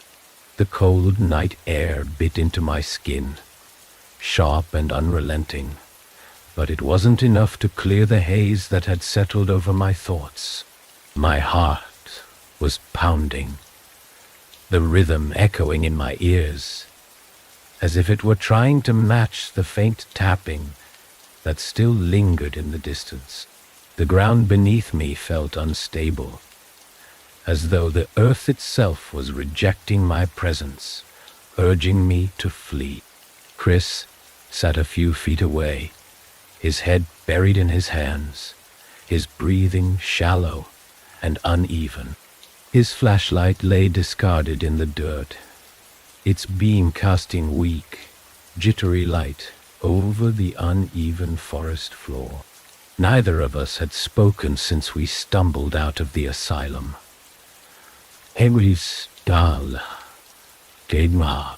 There were no words for what we had seen, for what we had endured, and yet The silence between us wasn't relief. It was anticipation, a waiting that gnawed at the edges of my mind. I forced myself to stand, my legs trembling beneath me, my body aching from the weight of it all. The asylum loomed behind us, its dark silhouette jagged and broken. The faint glow of the altar still visible through the shattered windows. The air around it seemed thicker, darker, the shadows stretching unnaturally long, twisting and coiling like living things. My stomach churned, and I turned away. But the image was burned into my mind. Haley's still in there. The words escaped before I could stop them, my voice hoarse and trembling. Chris flinched, his hands tightening into fists, but he didn't look up. His silence was answer enough. She made her choice, he said finally, his voice low and raw, each word heavy with something I couldn't name. Guilt, guilt, anger, fear, belief, foul. Sorry? Maybe all of it. She knew what she was doing. She didn't have to, I snapped, the words sharper than I intended. My hands clenched into fists at my sides, the ache in my chest growing heavier with each passing second. We could have stopped it together, figured out something else. She saved us, Chris interrupted, his voice rising, cutting through the cold night air. He looked up at me then, his eyes wide and bloodshot, his face pale and hollow. If she hadn't, his voice broke, and he shook his head, his hands trembling as he buried his face in them again. It's over. She did what she had to do. But it wasn't over. I could feel it in my bones, in the oppressive weight that clung to the air around us. The faint tapping hadn't stopped. It had grown louder, more deliberate, each beat reverberating through the forest like a warning. The shadows at the edge of the trees twisted unnaturally, their movements sharp and erratic, and the cold in the air felt wrong, unnatural, seeping into my skin like a toxin.